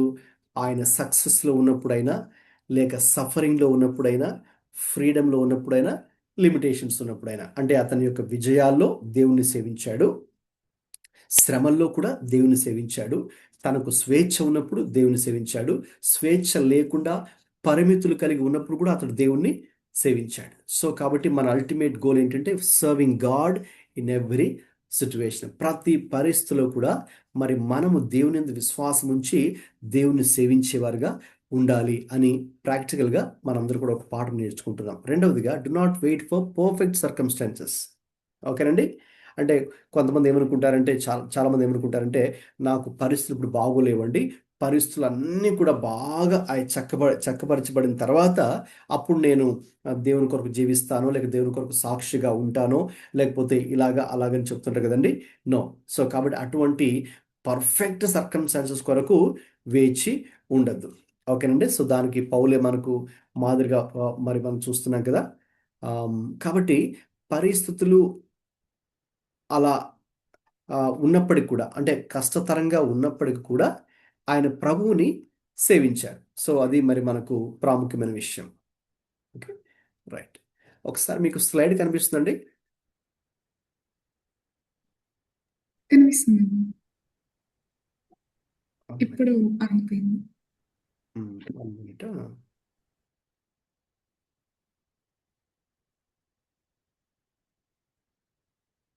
ఓకే, స్లైడ్ కనిపిస్తుంది ఇప్పుడు?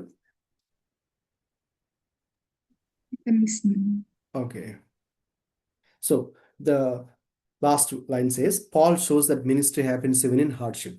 సో కాబట్టి మనకు ప్రతికూల పరిస్థితులు ఉన్న, ఇబ్బందులకరమైన పరిస్థితులప్పుడు కూడా దేవుని యొక్క కార్యము, దేవుని సేవ అనేది మన ద్వారా దేవుడు చేయగలడు అనేది పౌలు ద్వారా మనకి ఇక్కడ నిరూపించబడుతూ ఉంది. ఇక తర్వాత turn difficult situations into opportunities. ఓకేనా? సో కాబట్టి మనం ఏం చేయాలంటే మనం అనుకూలమైనటువంటి సందర్భాలు వచ్చినప్పుడే, ఓకేనా, మరి నేను దేవుని సేవ చేస్తానో, లేకపోతే దేవునికి సాక్షిగా ఉంటానో, లేక ఆత్మీయంగా జీవిస్తానో కాదు, కానీ ఈవెన్ ఇన్ డిఫికల్ట్ సిచ్యువేషన్స్ నీకు కూడా మనం ఏం చేయాలి? నేను చెప్పినట్టుగా పౌలు యొక్క యాటిట్యూడ్ ఏంటంటే నెగిటివ్ సిచ్యువేషన్స్ని కూడా ఆయన పాజిటివ్గా ఆయన చూడగలడు. ఓకే, ఆ డిఫికల్ట్ సిచ్యువేషన్స్ మధ్యలో కూడా దాన్ని ఒక ఆపర్చునిటీగా తీసుకొని, దేవుడి కొరకు ఒక ఆపర్చునిటీగా తీసుకొని, ఫర్ ఎగ్జాంపుల్ ఆయన ఫెలిక్స్ ఎదుట నిలబడినప్పుడు, ఫేస్తు ఎదుట నిలబడి ఉన్నప్పుడు, అగ్రిప్ప రాజు ఎదుట నిలబడినప్పుడు, ఆ యొక్క ఓడలో ప్రయాణిస్తూ ఉన్నప్పుడు, లేక ఆ ద్వీపానికి అందరు కూడా కొట్టుకొని వచ్చి అక్కడ ఒడ్డుకు చేరుకున్నారు కదా, ఆ మిలితే అనే ద్వీపంలో ఉన్నప్పుడు, ఓకే, ఇక తర్వాత ప్రయాణం చేస్తున్నప్పుడు, ఓకే, ఎనీ సిచ్యువేషన్, ఓకేనండి, అది డిఫికల్ట్ సిచ్యువేషన్లో అది ఒక అవకాశంగా తీసుకొని దేనికి? క్రీస్తుని గురించి ప్రకటించడానికి, సువార్త ప్రకటించడానికి, ఓకే, వారిని రక్షణలోకి నడిపించడానికి, దేవునిలో వారిని బలపరచడానికి ఆయన ఒక అవకాశంగా తీసుకున్నారు. కాబట్టి మనం కూడా మనకు ఎదురైనటువంటి ప్రతికూల పరిస్థితులను అవకాశాలుగా తీసుకోవాలి. ఇక తర్వాత చివరిగా ఈ అధ్యాయం నుండి మనం నేర్చుకునే ఇంకొక విషయం ఏంటంటే చదవండి 4th పాయింట్ ఇక్కడ.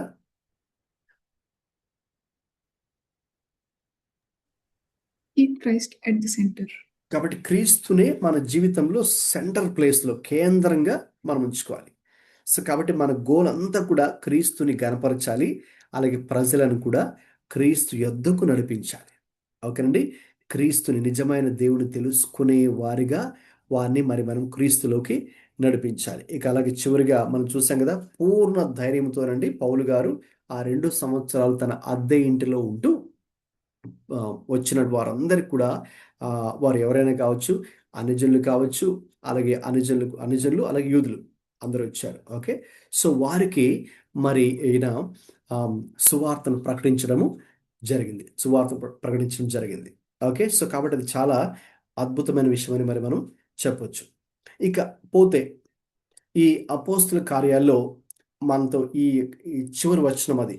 ఓకే, తర్వాత ఎప్పుడైతే మనం చూస్తామో మరి పౌలుకి ఏం జరిగింది తర్వాత, ఓకే, అది ఇక్కడ మనకు లేదు కదా. అపోస్తుల కార్యాలు ఇక్కడతోనే ఆగిపోయింది. ఎందుకంటే ఆయన 2 సంవత్సరాలు ఆయన పూర్తిగా అద్దె ఇంట్లో ఉండి, కాపురం ఉండి, 2 సంవత్సరాలు కూడా తన ఎదుకు వచ్చే వారందరికీ కూడా సువార్త ప్రకటిస్తూ, వాక్యాన్ని ఆయన బోధిస్తూ ఉన్నారని దాంతో అక్కడ మనం చూస్తున్నాం. తర్వాత మనకు అంటే ఇక్కడ లేదు, కానీ బైబిల్ యొక్క చరిత్రకారులు, ఓకే, కొన్ని విషయాల తర్వాత అతని గురించి తెలియపరచారు. అలాగే మనకి మిగతా పత్రికలు చదివినప్పుడు, ఓకేనా, తిమోతికి రాసిన పత్రిక కానీ మిగతా విషయాలు చదివినప్పుడు అర్థమయ్యే విషయం ఏంటంటే, గమనించండి, రోములో అతడు 2 సంవత్సరాలు గృహ నిర్బంధం చేయబడి, అరెస్ట్ చేయబడి, ఇక తర్వాత ఆయన రిలీజ్ చేయబడి ఆయన స్పెయిన్కి, ఓకేనండి, ఇంకా చాలా ప్రదేశాలకి మళ్ళీ ఆయన వెళ్తారు. మళ్ళీ వెళ్ళి ఎలాగైతే అప్పుడు సేవ చేశారో, ఆ మొదటి సువార్త యాత్ర, రెండవ సువార్త యాత్ర, మూడవ సువార్త మనం చూసాం కదండి, అలాగా అనేక ప్రదేశాలకు వెళ్ళి మళ్ళీ ఆయన దేవుని యొక్క పని చేస్తారు. దేవుని పని చేసిన తర్వాత అయితే సెకండ్ టైం, ఓకే, రెండవసారి మళ్ళీ అతన్ని అరెస్ట్ చేయడం జరుగుతుంది. ఓకే, అరెస్ట్ చేసి మళ్ళీ అతన్ని రోముకు తీసుకురావడం జరుగుతుంది. రోముకు తీసుకొచ్చిన తర్వాత మరి ఇక ఆయన మళ్ళీ చెరసాలు పెడతారు. అప్పుడు ఆయన చివరిగా తిమోతికి రాసిన 2వ పత్రిక ఆయన ఇక్కడ రాసినప్పుడు ఆయన చెప్తారు, ఇక నేను వెడలిపోయే కాలము సమీపమై ఉన్నది. అంటే నేను ఇంకా తొందరలో మరణాన్ని మరి నేను అనుభవించబోతున్నాను, ఆ విషయం నాకు తెలుస్తుంది. ఓకే, చెప్పి ఇంకా నేను మంచి పోరాటం పోరాడితిని, నా విశ్వాసమును కాపాడుకుంటుని అని ఆయన ఇంకా చివరి మాటలు చెప్పడం జరుగుతుంది 2 తిమోతి పత్రికలో. ఇక దాని తర్వాత ఏం చేస్తారు ఆయన్ని? మరి నీరు పరిపాలించేటటువంటి కాలంలో, అంటే రోమా చక్రవర్తులు చాలామంది పరిపాలించారు. మరి పౌలు మరి నీరో చక్రవర్తి కాలంలో మరి ఆయన 2వసారి అరెస్ట్ చేయబడి ఇక చివరికి అతన్ని ఇక చంపివేయాలని ఒక నిర్ణయము తీసుకుంటాడు రాజు అయినటువంటి నీరో. అయితే ఆయన రోమన్ సిటిజన్ కదా, కాబట్టి అంటే ఆ రోజుల్లో యూదులందరినీ లేక ముఖ్యంగా క్రైస్తవుల్ని మరి సులువేసేవారు. ఇంకా రకరకాలుగా, అందుకే పేతురుని అలాగే సులువేసి హతసాక్షిగా చంపేశారు. అలాగా మరి ఇతను రోమన్ సిటిజన్ కాబట్టి ఇతన్ని సులువేయకుండా అయితే ఇతన్ని శిరఛేదనం, ఓకే, అంటే తల నరికేసి, ఓకే, శిరఛేదనం చేసి నీరో చక్రవర్తి మరి ఇతన్ని చంపివేయడము జరుగుతుంది. దాని తర్వాత రోమ్కి అవుట్స్కట్స్లోనే మరి అక్కడ ఆయన సమాధి కూడా ఉంటుంది. ప్రజెంట్ ఆ ప్లేస్లో ఒక చర్చ్ కూడా, ఆయన పేరు మీద ఒక చర్చ్ కూడా అక్కడ స్థాపించబడడం జరుగుతుంది. ఓకే, సో ఇది జనరల్గా మనకి బైబిల్ చరిత్రకారులు అతని గురించి చెప్పేటటువంటి విషయాలు. సో వాటిని గురించిన కొన్ని విషయాలు మనకు మిగతా పత్రికల్లో మనకి కొన్ని చోట్ల మనకు అర్థమవుతాయి. ముఖ్యంగా పౌలు తిమోతికి రాసినటువంటి 2వ పత్రిక, మిగతా పత్రికలు చదివినప్పుడు ఆ విషయాలు కూడా మరి మనకు అర్థమవుతాయి. సో కాబట్టి అది చివరిగా పౌలు యొక్క అంతము. ఓకే, అఫ్ కోర్స్ మనకి రాబోయే రోజుల్లో ఇంకా మనం పౌలు రాసిన పత్రికలతో మనం స్టార్ట్ చేయబోతున్నాం కాబట్టి ఆ విషయాలన్నీ ఒక్కొక్కటి నెమ్మదిగా మరి మనము అర్థం చేసుకుంటాం. దేవుని చిత్తం అయితే మరి కంటిన్యూషన్, ఓకే, అంటే నెక్స్ట్ పుస్తకం రోమపత్రిక కాబట్టి. అయితే దానికంటే ముందు మనం దేవుని చిత్తం అయితే వచ్చే వారము ఒకసారి అపోస్తుల కార్యాలు 28 అధ్యాయాల గురించినటువంటి ఒక క్లుప్త వివరణ, ఓకే, అండ్ డిస్కషన్ అనేది నెక్స్ట్ వీక్ మరి మనము చేద్దాం. సో దాని తర్వాత ఇక మిగతా గ్రంథములకు మరి మనము వెళ్దాం. సో కాబట్టి చివరిగా ఈ అపోస్తుల కార్య గ్రంథాన్ని ముగిస్తున్నప్పుడు మనం చూసి నేర్చుకునే పాఠము అది. సో దేవుడు మరి పౌలుని అనేక రకాల పరిస్థితులు గుండా తీసుకెళ్ళినప్పుడు కూడా ఆయన అయితే నమ్మకంగా దేవుడి కొరకు జీవించినట్టుగా మనం చూస్తూ ఉన్నాం. కాబట్టి దాన్ని మనం ఈరోజు మాదిరిగా తీసుకుందాం. Let's take that as an example, role model in our Christian life. మనం కూడా దేవుని కొరకు అలాగున ఈ అంత్య కాలంలో ప్రభు కొరకు మనందరూ కూడా నమ్మకమైన సాక్షులుగా జీవించాలని మరి దేవుడే మనకు సహాయం చేయాలని మనందరూ కూడా మరి ప్రార్థన చేద్దాం. రైట్, సో కాబట్టి నేను ముగిస్తున్నానండి. టైం కూడా 9:15 అవుతుంది. ప్రార్థన చేద్దాం.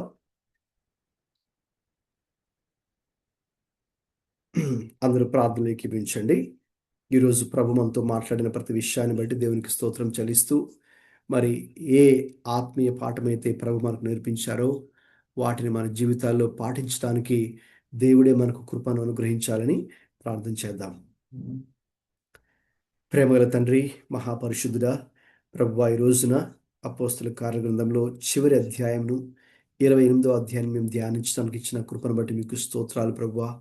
అవునయ్యా, మరి ఇందులో ఏ రీతిగా మీ దాసుడైన పౌలుని ప్రభువా మీరు నడిపించారో, ప్రతికూల పరిస్థితుల మధ్యలో, ఇబ్బందికరమైనటువంటి పరిస్థితుల మధ్యలో కూడా నాయన మీరు తోడుగా ఉండి, మీ యొక్క సన్నిధిని తోడుగా ఉంచి, మీ భద్రత, మీ కాపుదలను కూడా అతను తోడుగా ఉంచి, దేవుని దయ, మనుషుల దయ పొందుకోవడానికి సహాయం చేసి, ధైర్యంగా మీ యొక్క సువార్తను అనేక మందికి ప్రకటించడానికి ఒక మంచి సాక్షిగా అతన్ని మీరు ఉపయోగించుకున్నందుకు నాయన మీకు స్తోత్రాలు చెల్లిస్తున్నాం. ఈ రోజున మరి మీరు మాట్లాడిన ప్రతి మాటను బట్టి మీకు స్తోత్రాలు నాయన. మరి కేవలం మేము వీటిని వినడం మాత్రమే కాకుండా మా యొక్క హృదయాలకు అన్వయించుకుంటూ ప్రభా, ఈ యొక్క మీరు మాట్లాడే ప్రతి మాటను కూడా మా జీవితంలో మేము వాటిని పాటించడానికి కావలసిన కృపను కూడా మా అందరికీ కూడా అనుగ్రహించమని ప్రార్థన చేస్తున్నాం. ఈ రోజున ఎవరైతే గ్రూప్లో జాయిన్ అయి ఉన్నారో వారిని బట్టి, వారి కుటుంబాలను బట్టి మీకు స్తోత్రాలు చెల్లిస్తున్నాం ప్రభా.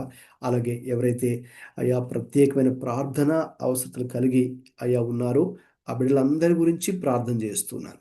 వారి ప్రార్థన అవసరతలు ఏవైనప్పటికీ కూడా ప్రభా మీరే యెహోవా ఈరేగా ఉండి నాయన ప్రతి ప్రార్థన అవసరం కలుసుకొని వారికి సహాయం దయచేయమని, వారందరికీ గొప్ప విజయాన్ని ఇవ్వమని ప్రార్థన చేస్తున్నాం తండ్రి. అలాగే నైనా ప్రతి గురువారము అయా మరి జరుగుతున్నటువంటి యొక్క ఆన్లైన్ బైబిల్ స్టడీ మీరు దీవించమని ప్రార్థన చేస్తున్నాం. అనేకమైనటువంటి ఆత్మీయ సంగతులను మీరు మాకు నేర్పిస్తున్నందుకు స్తోత్రాలు చెల్లించుకుంటూ ప్రభువా, వాటిని అయ్యా మా యొక్క జీవితాలకు అన్వయించుకుంటూ, ఇంకా అయ్యా మరి మీరు మాకు ఇచ్చే అవకాశంలో అనేక మందికి కూడా మేము వీటిని తెలియపరచడానికి కృపను అనుగ్రహించి నడిపించమని, తిరిగి వచ్చే వారం మేము కలుసుకునేంత వరకు కూడా మీ కృప కాపుదల మా అందరికి తోడుగా ఉంచి సహాయం దయచేయమని యేసుక్రీస్తు ప్రభువారి పరిశుద్ధ నామములో ప్రార్థిస్తున్నాం తండ్రి. ఆమేన్. ఇప్పుడు మన తండ్రి అయిన దేవుని ప్రేమయు, మన ప్రభువైన యేసుక్రీస్తు కృపయు, పరిశుద్ధాత్మ దేవుని తోడు సహవాసం మనందరికీ ఇప్పుడు ఎల్లప్పుడూ సదాకాలం తోడే ఉండి నడిపించును గాక. ఆమేన్. ఆమేన్. అందరికీ ప్రైజ్ రాడండి, వందనాలు. God bless you all. నేను చెప్పినట్టుగా వచ్చే వారం మరి అపోస్తల కార్యాలు ఈరోజు మనం ముగించాం కాబట్టి, ఈ 28 అధ్యాయాలు అధ్యయనం చేశాం కాబట్టి, ఒకసారి మనం మొదటి నుంచి అన్ని క్లుప్తంగా బ్రీఫ్గా ఒక్కొక్క అధ్యాయంలో ఒక్కొక్క చాప్టర్లో మరి మనం నేర్చుకున్నటువంటి ప్రాముఖ్యమైన సంగతులు ఏవైతే ఉన్నాయో వాటిని ఒక్కసారి మనం జ్ఞాపకం చేసుకోవడం చాలా మంచిది. సో కాబట్టి అందరూ కూడా మీరు కూడా చేయవలసిన ఒక చిన్న పని ఏంటంటే, నెక్స్ట్ వీక్ వచ్చేటప్పుడు మీరు ఏవైతే బహుశా రాసుకుని ఉంటారో మీ నోట్స్లో ఒకసారి మీరు కూడా అవి చూడండి. తర్వాత నెక్స్ట్ వీక్ మీకు కూడా షేరింగ్ టైం ఓకేనా ఉంటుంది. మీరు కూడా నేర్చుకున్న పాఠాలు ఒక్కొక్కరు కూడా పంచుకోవడానికి అందరికీ అవకాశం ఇస్తాం. సో కాబట్టి అందరూ కూడా మీరు షేర్ చేయొచ్చు. సో కాబట్టి ఒకసారి ఈ వీక్లో మీరు ఒకసారి మీరు రాసుకున్న విషయాలు, లేదంటే మన వీడియోస్ అని కూడా అప్లోడ్ చేస్తున్నాగా మన ఛానల్ ఉంటాయి కాబట్టి మీరు ఒకసారి వెళ్ళండి, ఆ ఛానల్లోకి వెళ్ళి ఆ పాత వీడియోస్ని ఒకసారి చూడాలనుకుంటే మీరు చూడొచ్చు. అక్కడ పవర్ పాయింట్ కూడా ఉంటుంది కాబట్టి ఆ పాయింట్స్ అని కూడా ఒకసారి మీరు చూసి నెక్స్ట్ క్లాస్కి వచ్చినప్పుడు, అంటే వచ్చే వారం మీరు గ్యాదర్ అయినప్పుడు వాటి గురించి మరి మనము కొంచెం డిస్కషన్ చేసి మరికొన్ని విషయాలు మీకు చెప్పి ఇంకా మనం దాంతో అపోస్తల కార్యక్రమాన్ని కంప్లీట్గా ముగించుకోవచ్చు. రైట్? Okay, right. ఓకేనండి, అందరికీ good night and next week మరి మనం కలుద్దాం. God bless you all.